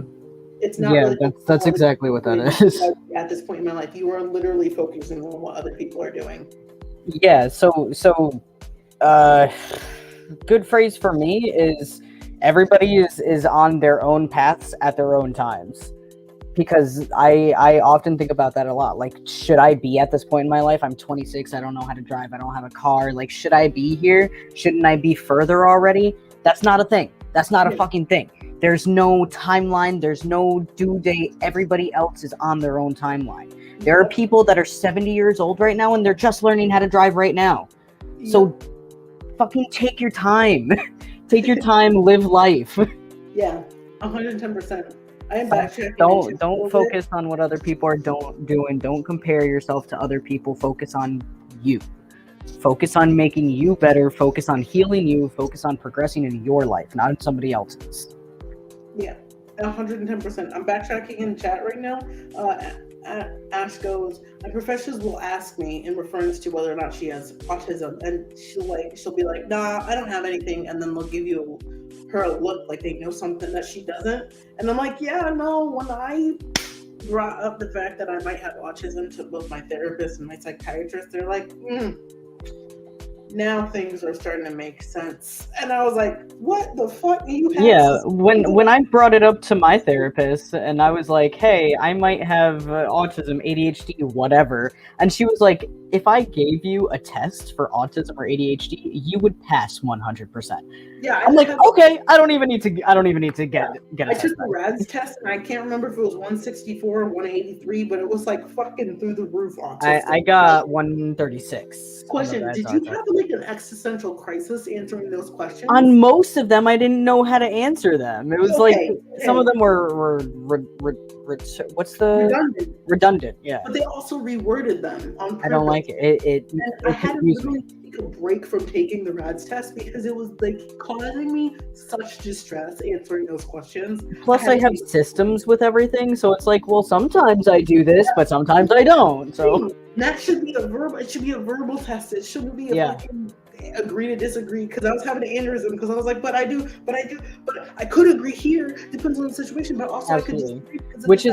Which is why those online tests are never accurate. Ever.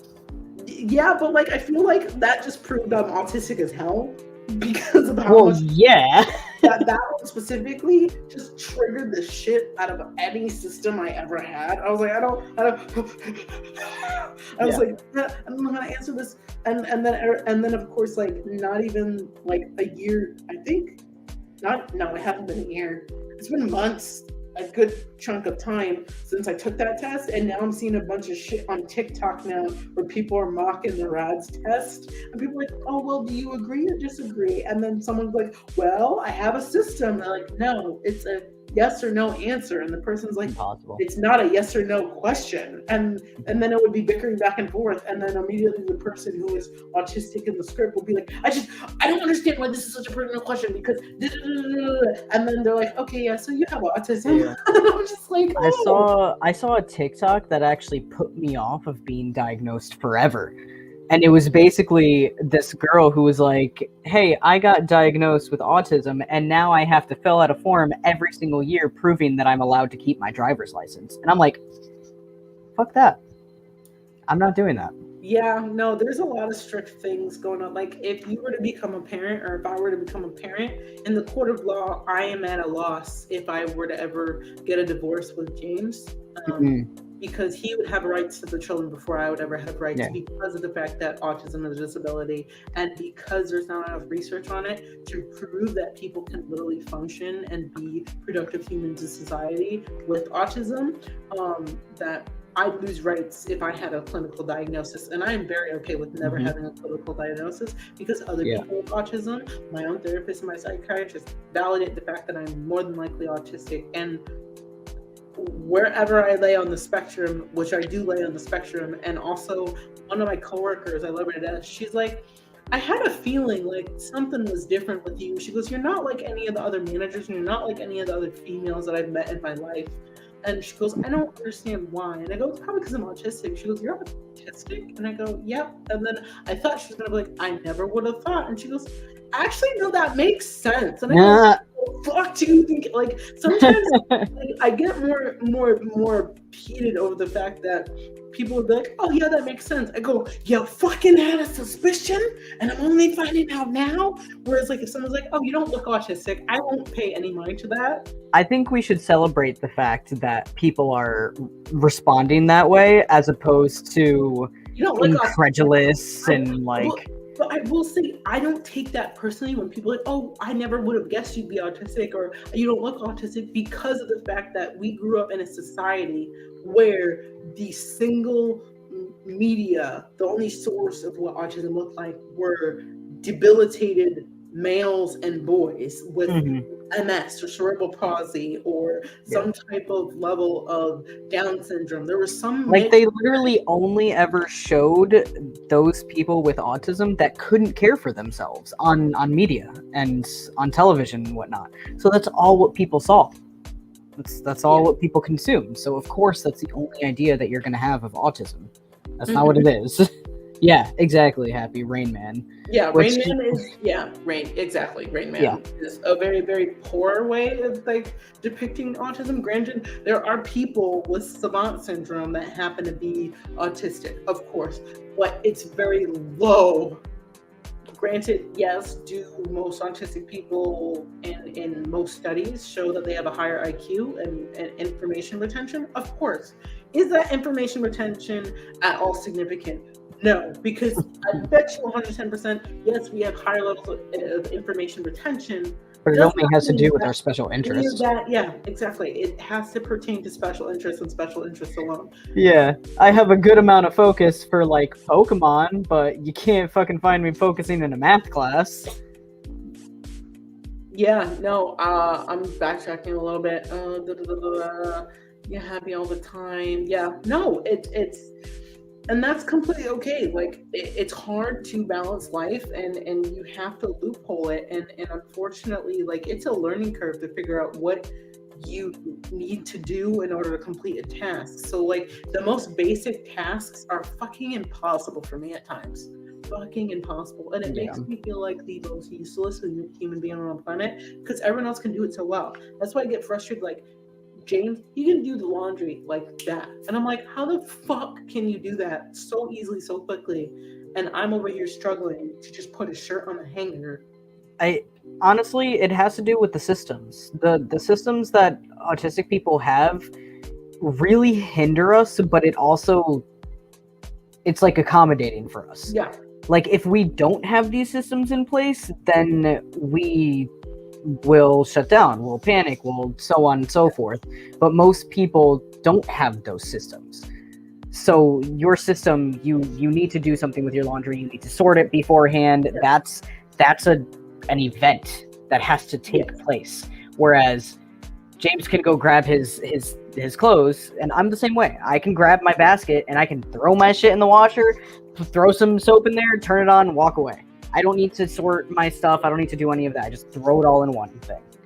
So yeah. Something like washing the dishes too. Like I struggle with that because like if I have like a set thing I want to do, like let's say I see the dishes are in the sink.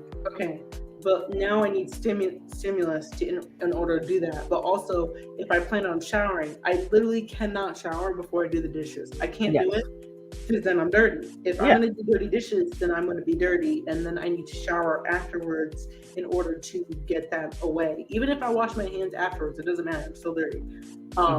Because I needed that shower, so on and so forth. And then it's just like right. All, like I was gonna take a shower one day, and I was at home by myself, and then I could smell the trash, and I was like ready to take a shower, like in the bathroom. I was about to go and hop in, and then I opened the door because I remembered I forgot my hair towel. I forgot it, and I walked by the trash, and I was like, "Fuck." I have to take the trash out, and I like literally had an existential crisis, and I'm standing there in the kitchen, like, I'm like mentally prepared to have a shower right now, and then I'm like, but I gotta take out the trash. But your brain is asking you to do something else at the same time. Exactly. Yeah, I hate that. I completely get it. Yep. Hey, I'm dude. How we doing? Welcome for the. After a shower for the night, I would literally not leave my dorm to get food, even if I got hungry again, because I had already showered. Girl, you autistic as all fuck.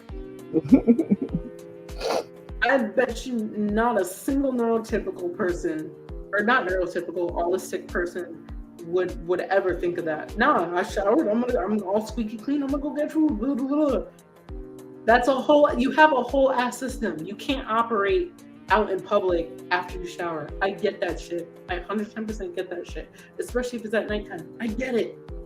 There's very specific things that I will not do. I will not operate if I've had a shower. There's no way in hell. Exactly, which is why I don't often take showers in the morning, because a shower for me is a transitional period to nighttime. It's a transitional period to bedtime. So once I take a shower, it's like my day's over.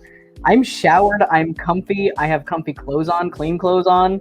My day's done, even if it's in the morning. I'll take a shower in the morning, like on my days off, and be like, I'm doing nothing for the rest of the day. Yeah.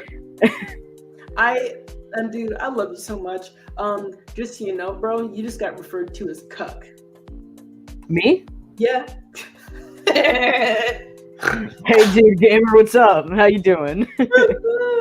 Oh my god. Team Chaos all day, every day. Hey, hell yeah.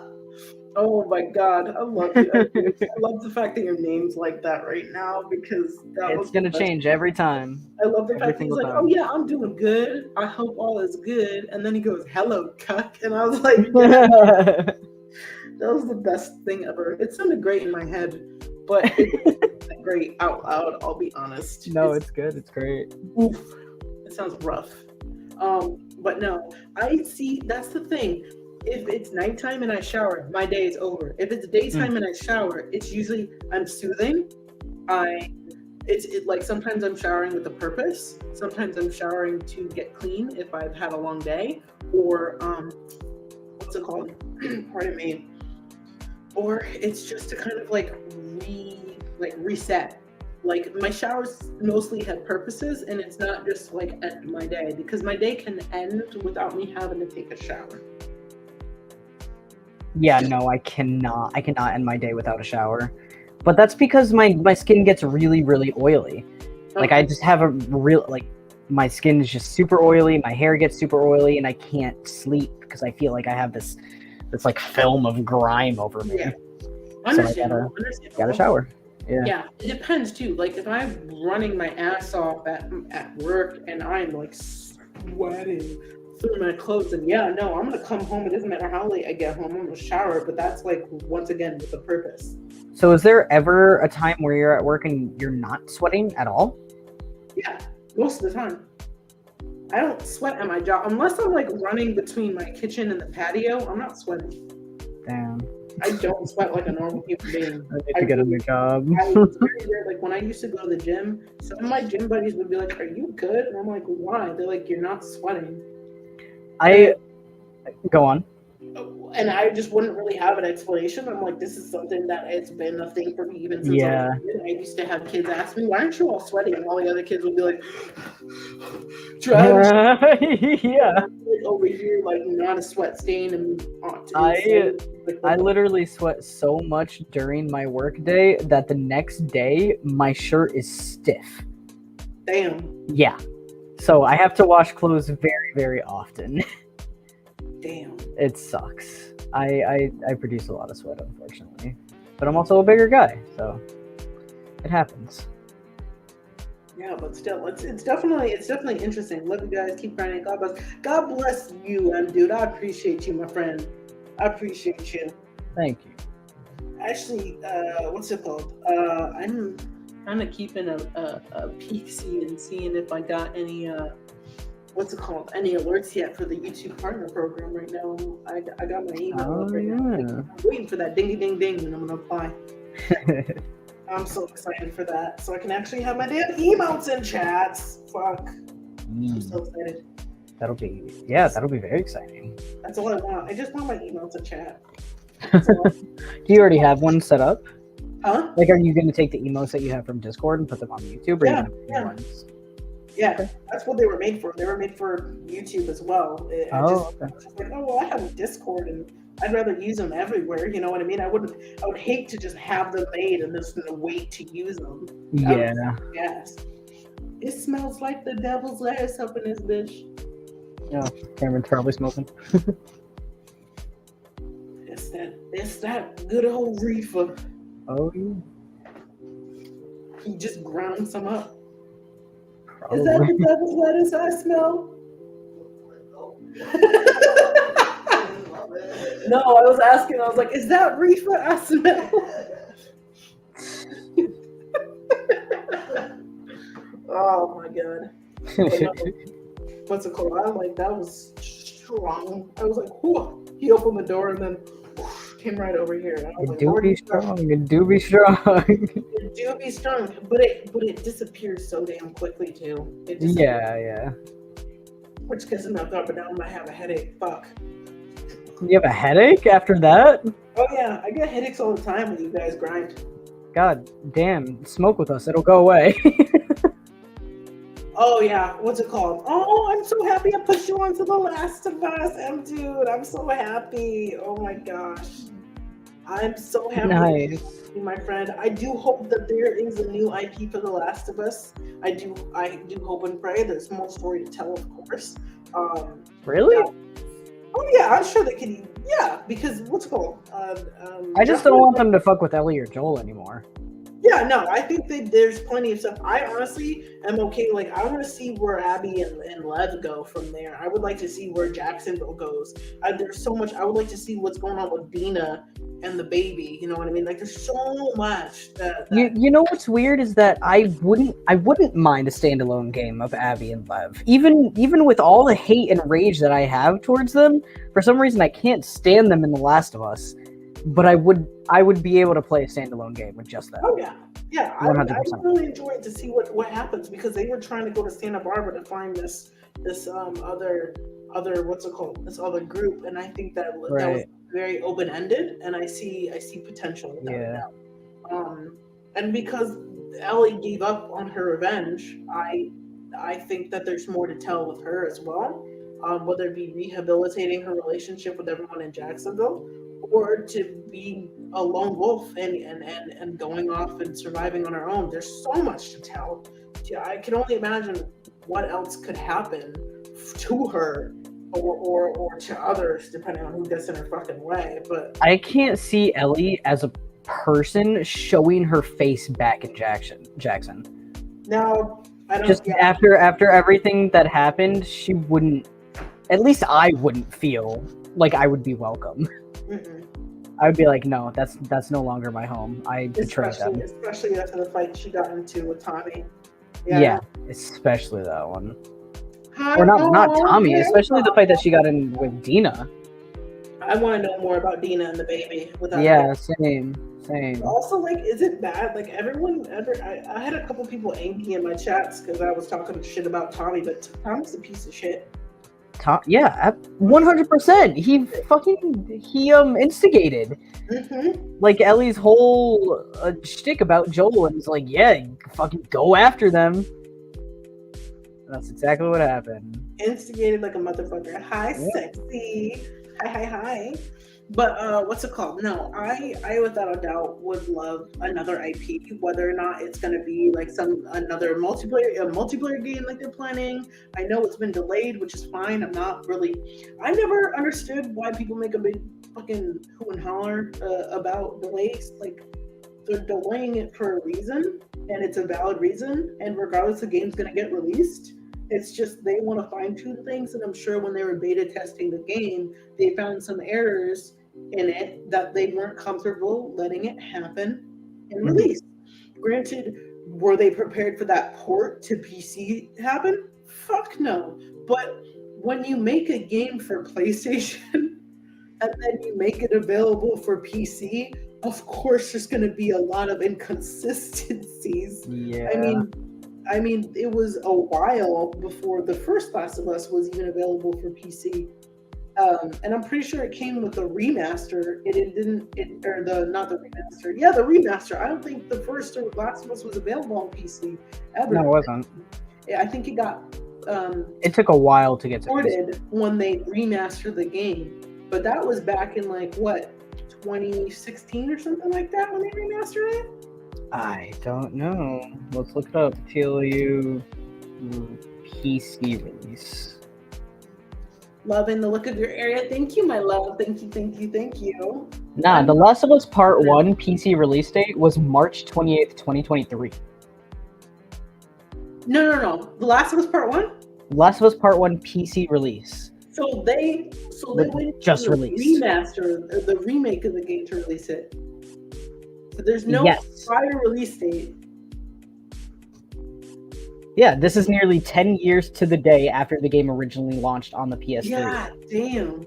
So I'm actually not shocked about the issues they had with the PC port. I'm not shocked at all. You wanna know why? Because they maximized the fucking game for PlayStation 5, go from the ground up, and it's like, obviously, console and PC are two different beasts. I'm really not shocked that happened. But they did go and make it known, like, we hear your complaints, and what's it called? And they went back and they debugged it and they made the changes that they need to for the port to be better. I know there's some glitches here and there, but like, what game doesn't have glitches? Do you know how many times I found glitches in The Last of Us Part 2 and The Last of Us Remake? It's fucking hilarious. I love the growing pains of games. I love the glitches in God of War Ragnarok. I love that shit. It's just the piss makes the game. Sauce. I like playing through Uncharted right now. I love finding that weird clunky shit that happens in the game. Death Stranding, a masterpiece that came out in 2020. Fucking, does it have glitches? Of course it does. I love glitches. I mean, we can't talk about glitches without mentioning Bethesda games.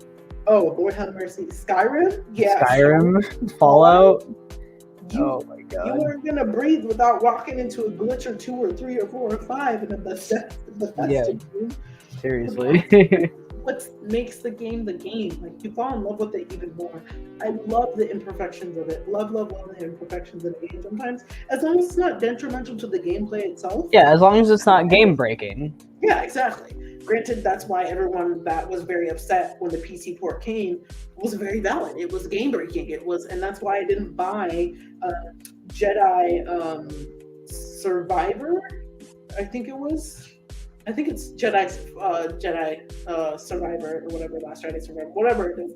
The newest Jedi game that I really, really wanted, but considering it was having issues across all consoles and PC, I was like, nah, I'm gonna wait.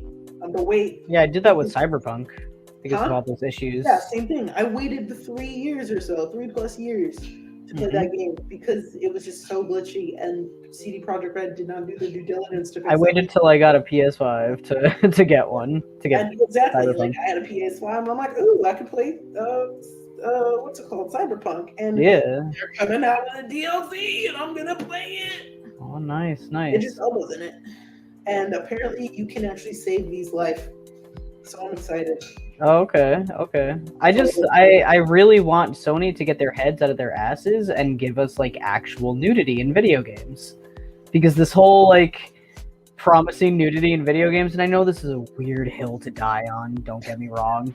I understand it's a weird hill to die on, but when you give PC players the power to give themselves a big ass dick, and then you don't give that to PlayStation players, like fuck. What? Well, then why are we being treated this way? I was able to get myself big ass titties. Yes, but you can't see it in game. You can only see it in the menu. Once you actually look down, your underwear is on. And the PC version, you look down, your dick's just hanging out. Oh, yeah, that's what you mean. I was like, I don't know what you're talking about, because I was unconsensually like no nudity, and I wasn't prepared for it. No.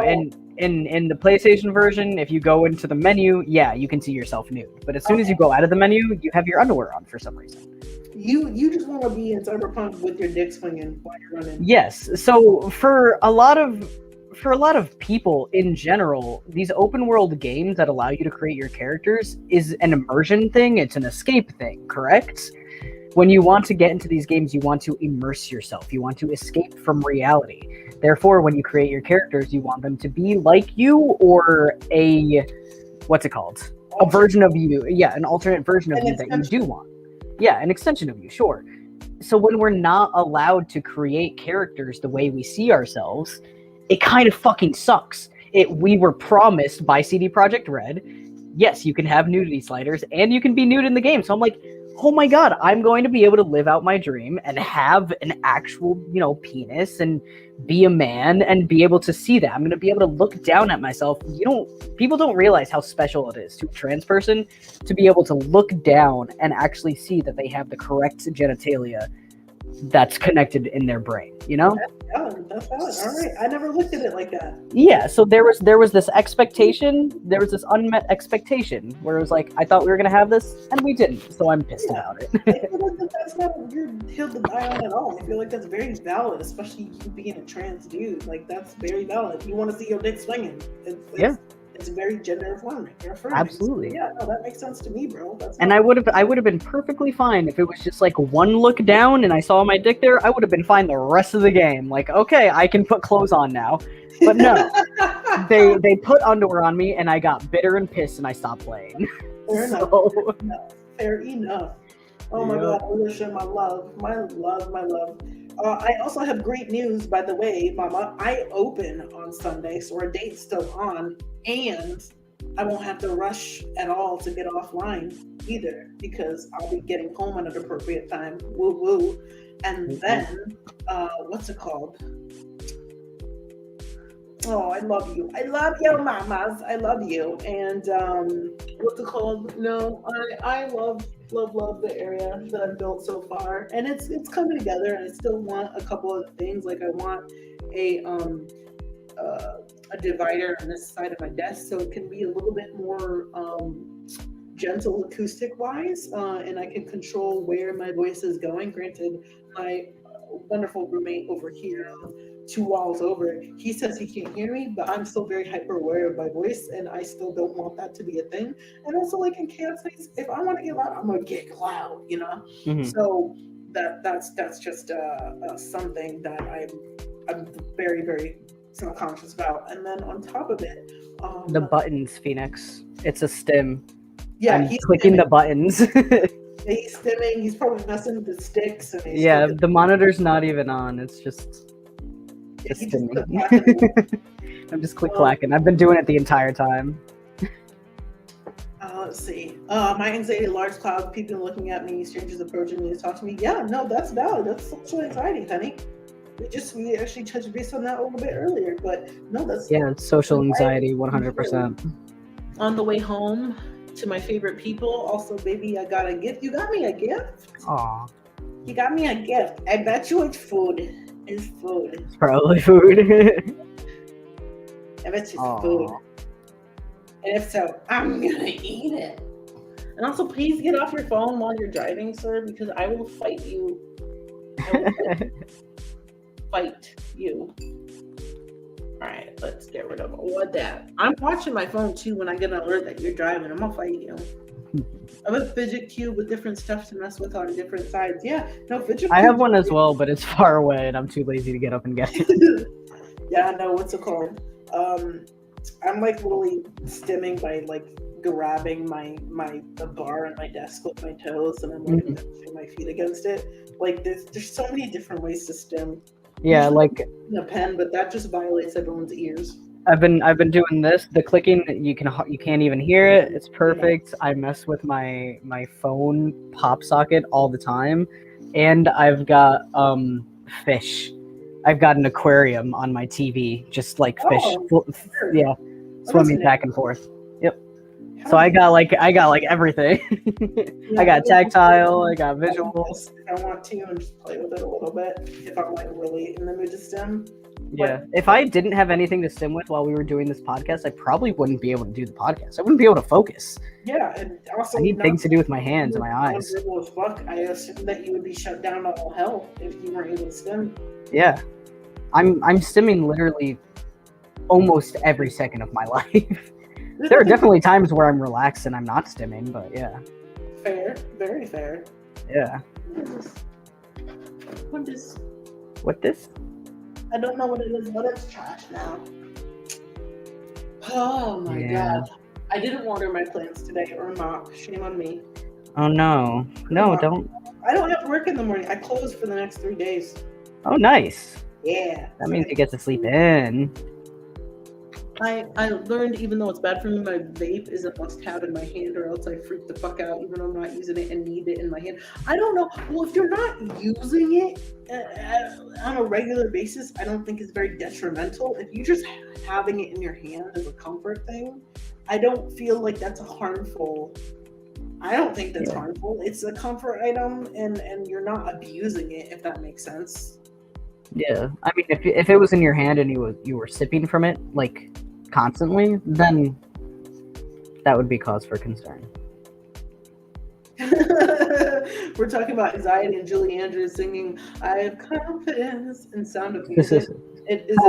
Why did that cut off? The Sound of Music songs are playing in my head. Damn. My Game Boy or gaming unit on the bus, looking out the window on the bus. Yeah, no. Like, as long as you're keeping your mind busy, it becomes very easy to function. I'm always clicking my pen at work or my keychain here. I'm gonna actually get it because I can't like explain it if I don't show you guys. Mm-hmm. Come on. Right. So these are my work keys. They're very jingly, very, very jingly. And I attach them to my pants when I'm at work or whatever thing I can attach it to, depending on what I'm wearing. And it's an extension right here. So if I want to swing it and play with it, I can swing it and I can play with it and everything like that. If I want to just go like, woo, and throw it, I can without anyone getting hurt. Or if I just want to like feel the shit in my hand, I can feel. See, my social anxiety wouldn't allow me to do that. Like, I would be worried about other people. Like, am I annoying them with the jangling or anything? Not because also not for nothing. For me specifically, I also use it as a way that people know where I am in the building because of my that's good. For my staff specifically. Right. Oh, Taylor's behind me, and they'll turn on. Hey, I need this, that, and the third. Granted, I don't like being perceived all the time, specifically when I don't have to be. But as a manager, I do have to be perceived all the time. So there's a system. So like, I need to be perceived. I can control how I'm perceived by people knowing where I am because of the jingling. And then, what's it called? Then on top of it, like, no, come back. It's gone forever. This sentence too, fuck me, bro. That sucks. I don't even know what else to do. God damn it. This is terrible. This is absolute garbage. Yeah, it's very much comfort, but if you start to panic, you have an anxiety, you'll have anxiety and you'll start to chain vaping. Ah, damn. Okay, yeah, no, that's not great. Yeah. But what could be better, is if there's no nicotine in the vape and you just vaping, then it wouldn't be as bad. And then if you needed to stop vaping, it would be easier. But that's just me as a former smoker telling my lovely wife to stop smoking. I love you, and I want you, and I really, really need you in my life forever. But what's it called? Yeah, no, these keys are very, very much a stim for me. I also found this most obnoxious ring at work. It belongs to a child. It's mine now. They left it behind. Water in it? It's got water and glitter in it. Oh, interesting. So sometimes I'll shake it, and it's very smooth on the inside of it. So if I take it off my keychain, I'll just go like this and just push it nice. And my boss looked at me like, "You good?" And I'm like, "Yeah, no, I'm great." And then he's like, "What are you doing?" And I go, "I have a child's toy." He was like, "Oh, okay." And that was it. That would be it. Because I noticed he clicks his pen to stim too. So that's why I was like, you can't judge me for my stim, you bastard. Yeah, absolutely. He's also autistic. So that's why he and I are on the same wavelength all the time. He won't judge me for the shit. Also, people always point out that when me and him are having very serious conversations, we're never looking at each other. And how can you have these conversations? You're not like looking at each other. I go, it's the TISM fans. Yeah. You need to be looking at each other, have a serious conversation. Yeah, you just need to hear each other. Lock eyes at all. And I'm like, that's an insult to blind people. What? Like, fuck, does somebody have to look at the other person in order to understand what's going on? Like, do you think Stevie Wonder has locked eyes with you right now? No. Around the room, happy as all hell on his face. Okay, so she's not smoking Nick. Good. I'm so proud of you. Took you forever to get there. Started at 24. Oh, damn, that is high. Offer flavor now and comfort. Okay, yeah, no, that's fine. That's fine, yeah. That's completely fine. Yeah, no, it's more so I don't find that intimidation discomfort when it comes to like locking eyes with people. I just don't like it in general. Like, I don't have any like rhyme or reason. It's just a mild discomfort. There's no intimidation because I can and will lock eyes with you and stare into your soul and possibly scare you to death. Because I think there's a bit of both. There's a possibility of both because I do the same thing too. Because I when I look at people in the eyes, I get that feeling of like, this is intimidating and it's uncomfortable and I don't like looking at their eyes. But then there are times that people piss me off or they challenge me or so on and so forth. And I'm like, I will 100% look you in the eyes and make you uncomfortable for the entirety of this conversation. But that's because I work on spite. So I don't know if that's the same thing. No, I think, yeah.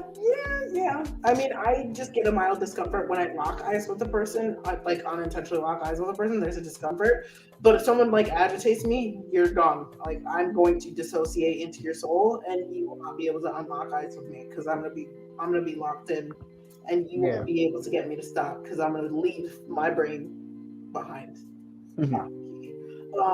Whereas like it's just sometimes there are people that, and I'm talking specifically about my manager, there's sometimes people that like will just stare at you and loom and be silent. And it's like, I don't know what to do in this situation. I don't know if you want me to talk to you. I don't know if you want me to stare back. Like, what's going on here? I'm so confused sometimes when that happens.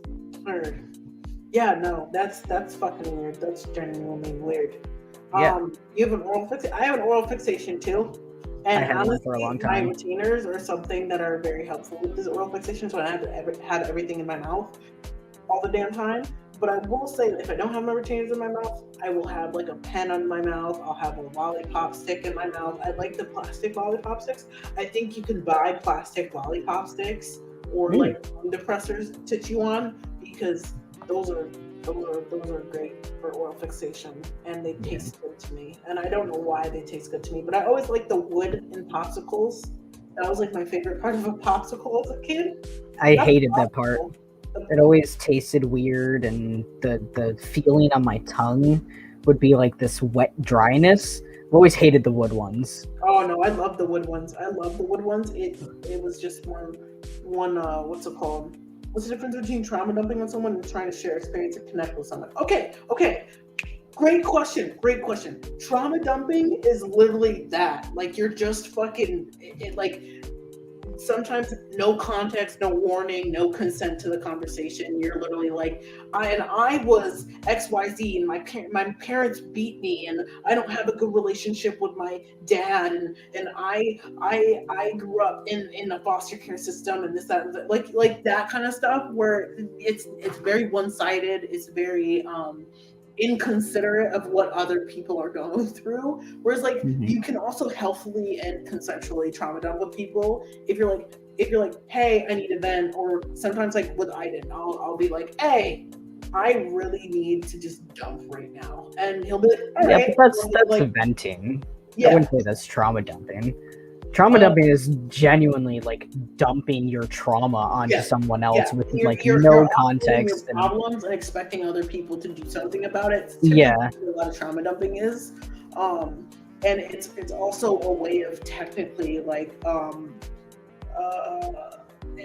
there's a level of emotional entrapment with that too, because then people feel obligated to help you even though they didn't really consent to that. Yo, bro, what's going on, my friend? What's going on? They didn't really consent to it, but they still feel obligated to do something about it and to help, which is not very good at all, because then you have this level of resentment build in the relationship and dynamic between you and this person that you've trauma dumped onto multiple times, because now they don't want to help you, but they feel obligated to help you. So there's going to be resentment there, which ultimately will kill the relationship if not careful. And if they're I don't know if it's healthy at all, but my rule of thumb is usually when somebody else opens up, I try and open up a little bit about myself as well to share a bit of myself. That's the second part of what she said, trying to share experiences and connecting with someone. I feel like it's more of a common tactic within people who are neurodiverse, who want to like let someone know, like, I understand what you're going through because of XYZ. However, a lot of neurotypical people and holistic people will literally take that personally because they're opening up to you, and you're then conflating their problem by mentioning your problem. And some people aren't receptive to that and aren't like and aren't very happy about that kind of thing. Some people don't want the connection and just want to be heard.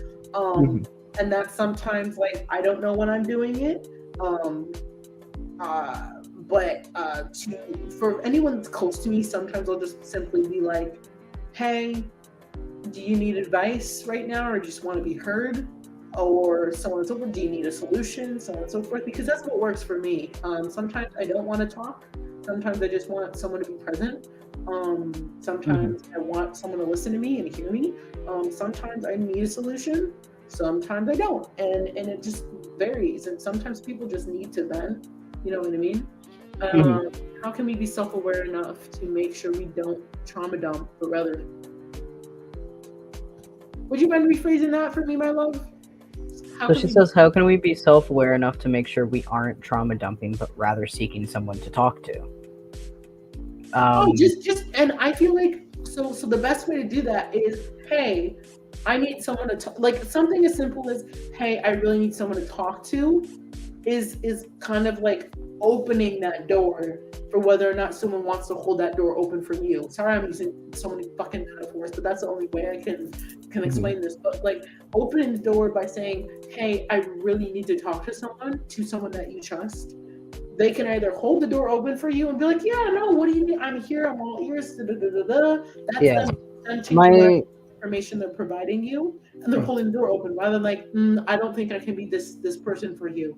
And sometimes people will grow proud and be like, well, what do you need to talk about? And a way to see if they can help ahead of time, or know that they will be able to be some level of comfort in this situation, whatever you got to talk about as well. It's definitely sometimes a gamble, of course. If you're not close to someone, I don't recommend just going and be like, hey, I need someone to talk to you, because sometimes people aren't really going to be receptive, or they unfortunately will use that information against you, because that's happened to me before. But typically use people that you're close to and be like, hey, I'm feeling XYZ and I really need to talk to someone about XYZ. Is that something that I can do with you? And usually people won't really turn you away unless they have their own shit going on. It's very rare people will turn you away. I don't think at any point at all you ever trauma dumped on me personally, because you and I have a beautiful dynamic where one, life happens and we go long spans of time without seeing each other and talking to each other, and we want to catch up. So what you might be conflating to be trauma dumping is just us literally catching up and filling in that empty space of what happened since we last saw each other. I don't believe at any point in time that you've ever trauma dumped on me at all. I think that we've just been playing catch up. How can we check ourselves to make sure we aren't trauma? Hi, baby. You brought him wine? Is that wine? This is why. You sound so tired. Let me see. Chardonnay. Alright, so no more Cuchilla. Let's see. I believe this is. What? Garbage? I know it's a Californian. It's garbage. I don't like Californians, but I'm willing to drink it because it's wine. Ooh, this is also fucking Californian. I just have Napa Valley is California. Annabella, special selected from Pinot Napa and Sonoma Vineyard. Sonoma is the reason why I recognize this Californian, vibrant, beautiful namesake. I don't want to learn about this California man's grandmother. I would like to know what the flavor profile is. These food-friendly wines will pair perfectly with some of your favorite meals and are ready to be enjoyed with family and friends for years to come. This is why I hate Californians. What? Wines, not Californian people, but wines, because they don't. I mean, I can understand why you would hate the people as well, but go on. No, because my work wife is Californian. All right. She's one of the exceptions. She's one of the exceptions because you wouldn't think that she ever came from California. But no, Californian wines suck ass, mainly because what's it called? They don't really describe their flavor profile ever. You find any. This was opened. Mm-hmm. They both opened. Oh. I went to go take them out of the car, and they're like, "We don't want the open ones." I was like, "Okay, I'm taking that one home." And then this one was left on my seat. Oh, perfect. That's fine. But what's it called? No, Californians don't like to write their flavor profiles, and it pisses me off. How am I supposed to know whether this is going to pair well with my steak or my fish or my fucking chicken if you don't tell me what the notes were or what it was casked in at all? Like, how am I supposed to know what barrel flavoring is in the wine? Sorry, I'm low-key. I'm not a very good sommelier when it comes to wine, but I'm still learning.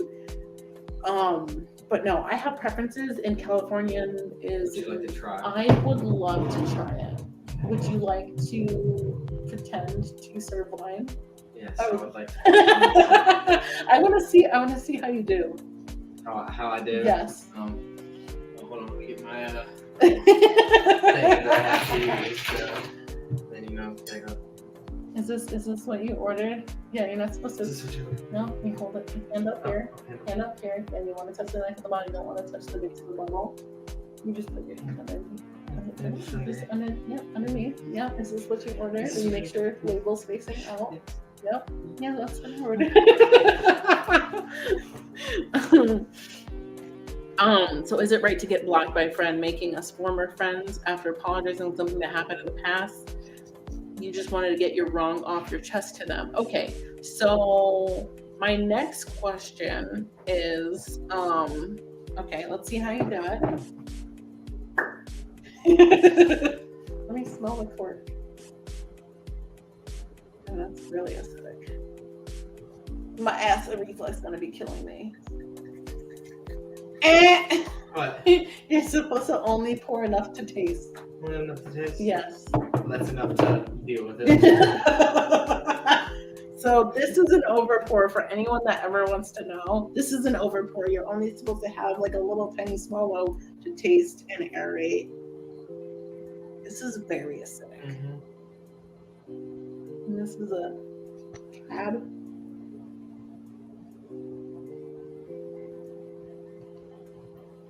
That bad? Yeah. That's gross. Okay, he tugged it.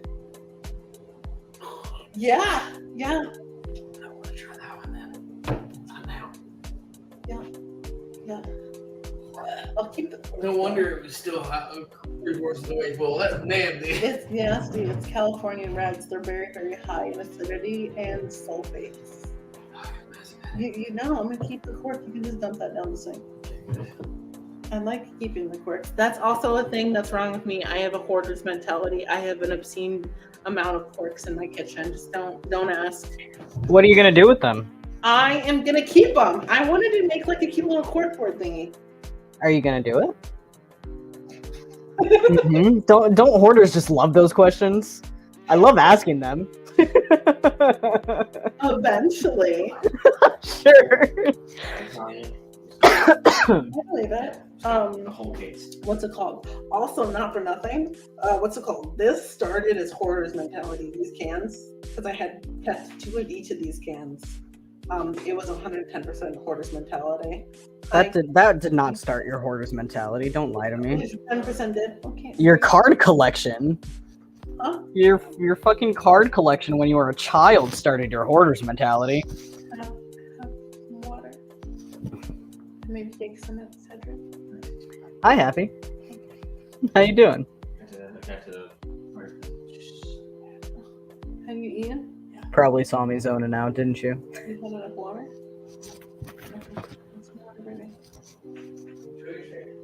I will. We'll be ending soon. No, we've been streaming for 2 hours already. Mm-hmm. Got a little off track.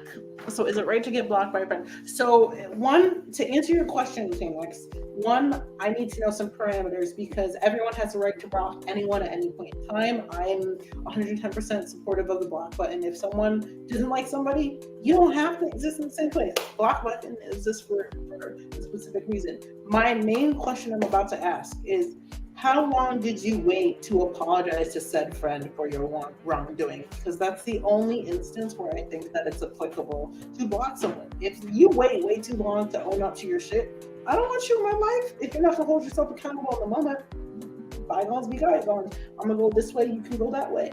Don't get me wrong, I will appreciate the apology, but it's too damn late to rectify anything in the situation because you should have owned it then and there.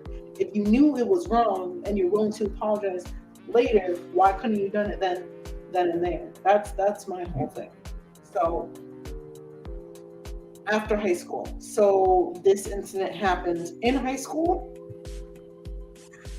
and you waited until after you both graduated to apologize.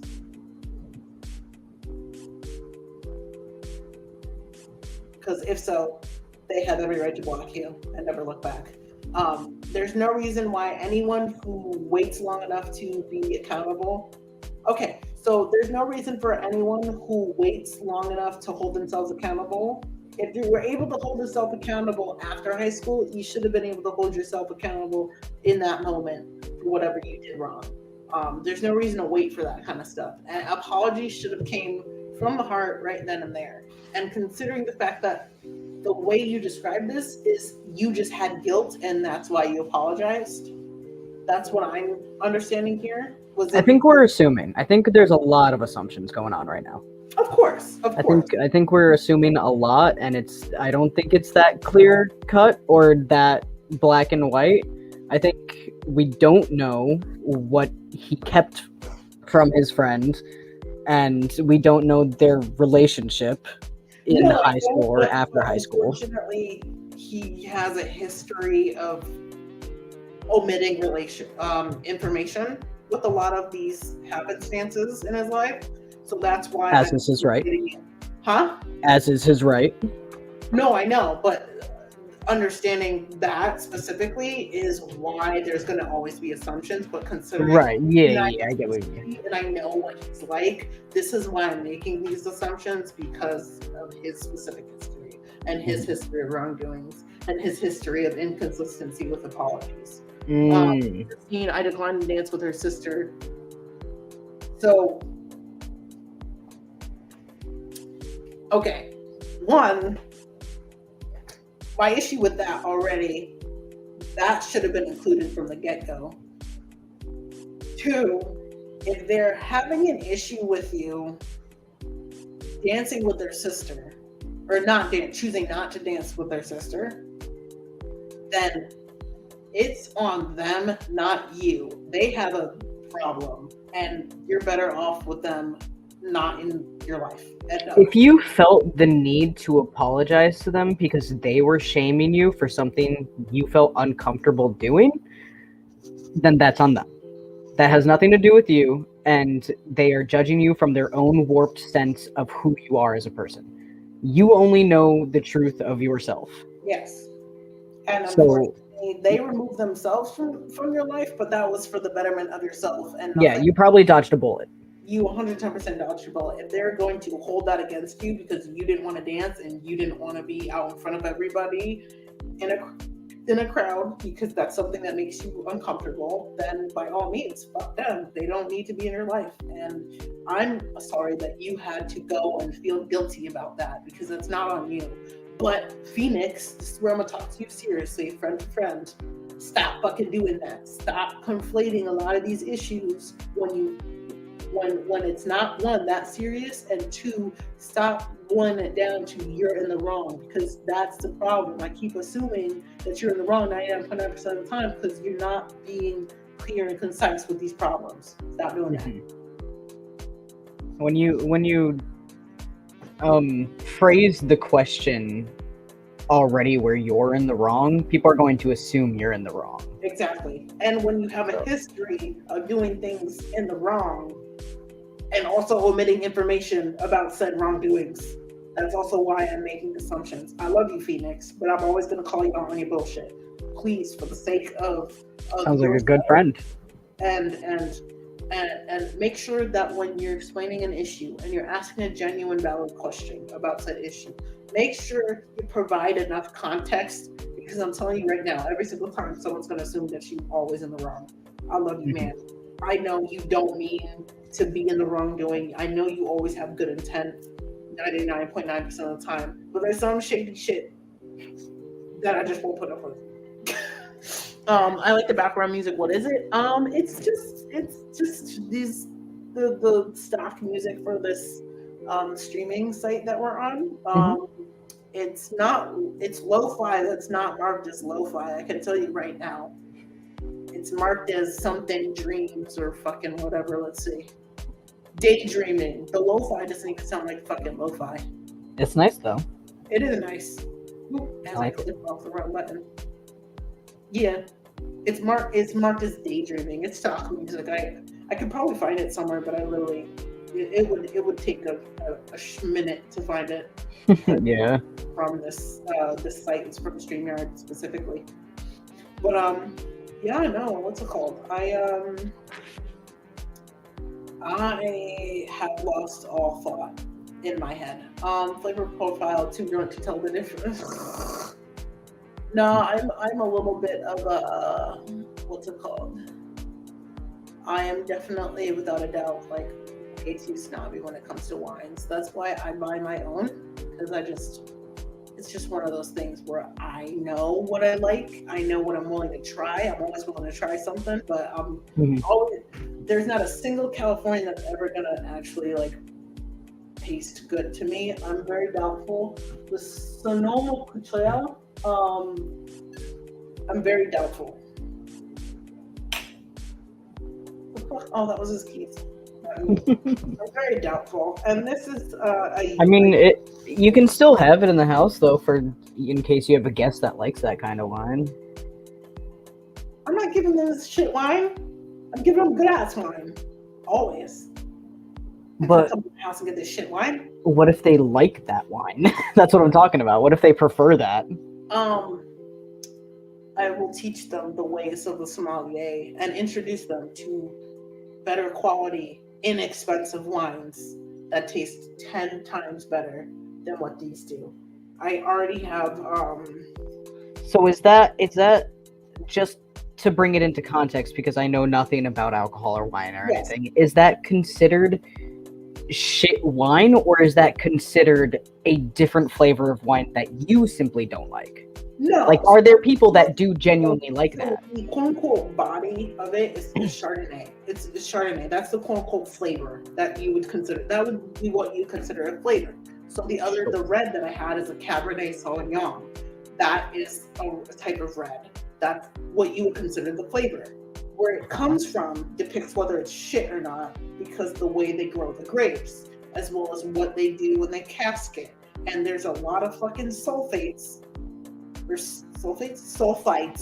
in these fucking wines. And it's highly acidic, and it's just like, ugh, I can't stand it because they wait for damn grapes to ripen too damn much. And the problem here is that one isn't labeled at all to let you know what the flavor profile would be. or where it comes from or anything like that.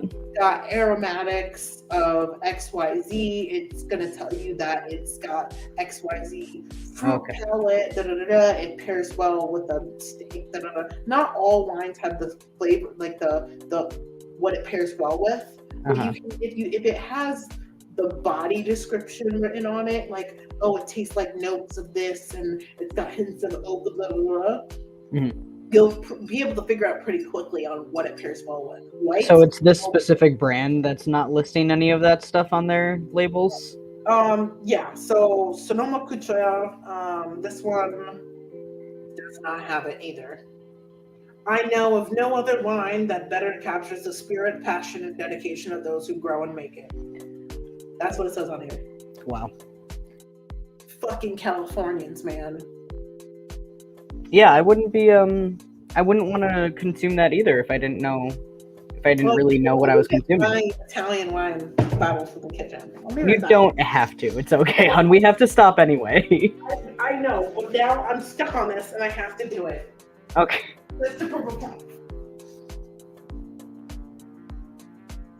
Should I leave? What? No. Why would you leave, Happy? Stay with us. It'll be really quick, I promise.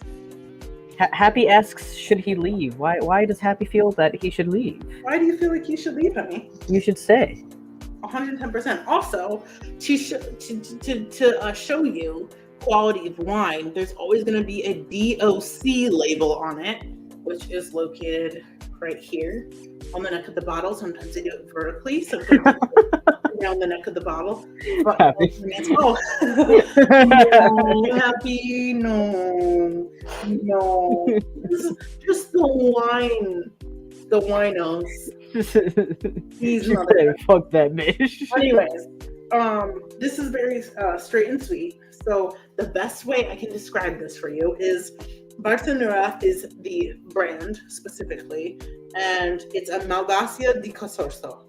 So it comes straight out of Italy, and it comes from very, very specific vineyard.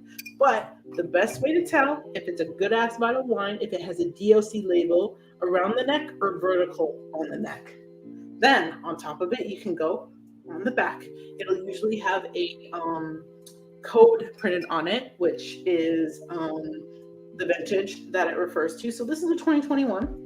It's a young vintage, but these young vintages, the way they grow it and the way that they cask it, it has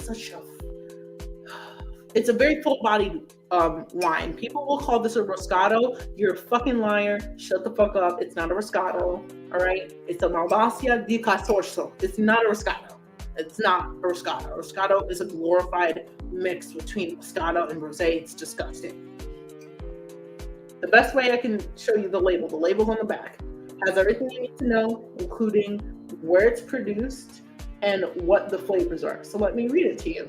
Bartonura Malvasia is produced with grapes grown in the Casorso area in northwest Italy. Everything on most wines tell you exactly where they're grown just by the name of it. So Sonoma is a vineyard in Sonoma. Casorso is what's it called? So Malvasia is a type of wine, di Casorso. So in Spanish and Italian, di or the means of. So of Casorso. That's where the vineyard is. Rich flavors of strawberry, raspberry, hints of ripe cherry are prominent in the slightly effervescent wine. It's not very, it doesn't have a strong smell. Barcelona Malvasia is wonderful as an aperitif, which means like an after dinner beverage. It comes, you can eat it with cheeses, light entrees, and it's best served chilled. I can drink this chilled. I like it room temperature. It's I like the body of it room temperature compared to chilled. I feel like when it's chilled, you lose some of that, I guess, zest that I like from it. But yeah, no, this is my baby. This Bartonura Stella d'Oro is another one that I like, and they have different ones too. I want to actually get some of the reds from them because they have a blackberry red, a blueberry red. There's a couple other ones that they but they cask with other fruits, and they're so fucking good. They have a pineapple jalapeno one, and I'm like, oh yeah. Hard to tell. It's a white wine, but what's it called? No, I'm definitely into it. Yeah, but no, these are my babies. Those are your babies. Well, you're gonna be able to display them all nice soon. So Yes, I am, and I think I'm gonna go with the thing that I sent you earlier because it just looks nicer and it'll fit both things on either side, and it has like little aesthetic lights on it, and it has a power strip. So we just have to plug that into the wall, and then we can plug our little coffee maker and our kettle into the actual. Is the power strip surge protector? Because coffee makers are really high maintenance. I found out. Oh really? Yeah, like they're super high maintenance. Plug the electric kettle into the thing for like our instance that we want to use and the teas that we Yeah, that'll. And then we can have the Keurig plugged into the wall. Not the Keurig, I think it was a Ninja that we settled on. That Ninja. Yeah. Target. Yeah, I mean whichever one you want to get. Yeah. Like as long as it can brew regular coffee. Yeah, it could. Yeah, so the Ninja that we saw on Target. Yeah. That can brew regular coffee. It can brew K-cups. It could brew cold brew. Which But wasn't that one that we saw like $150 or $200 or something like that? Like $225 or something like that. That's an expensive ass coffee maker. Bitch. A fly? My house. You crawling my damn punk ass. It was like a little fruit fly. Yeah. Mm-hmm. So. All right. Well, my bladder is about to burst. Yeah, no worries. And it's about that time, anyways. We ran well over what I thought we were gonna, but we got a little distracted, so that's okay. Yeah. I love you guys. Thank you all so much for coming out tonight.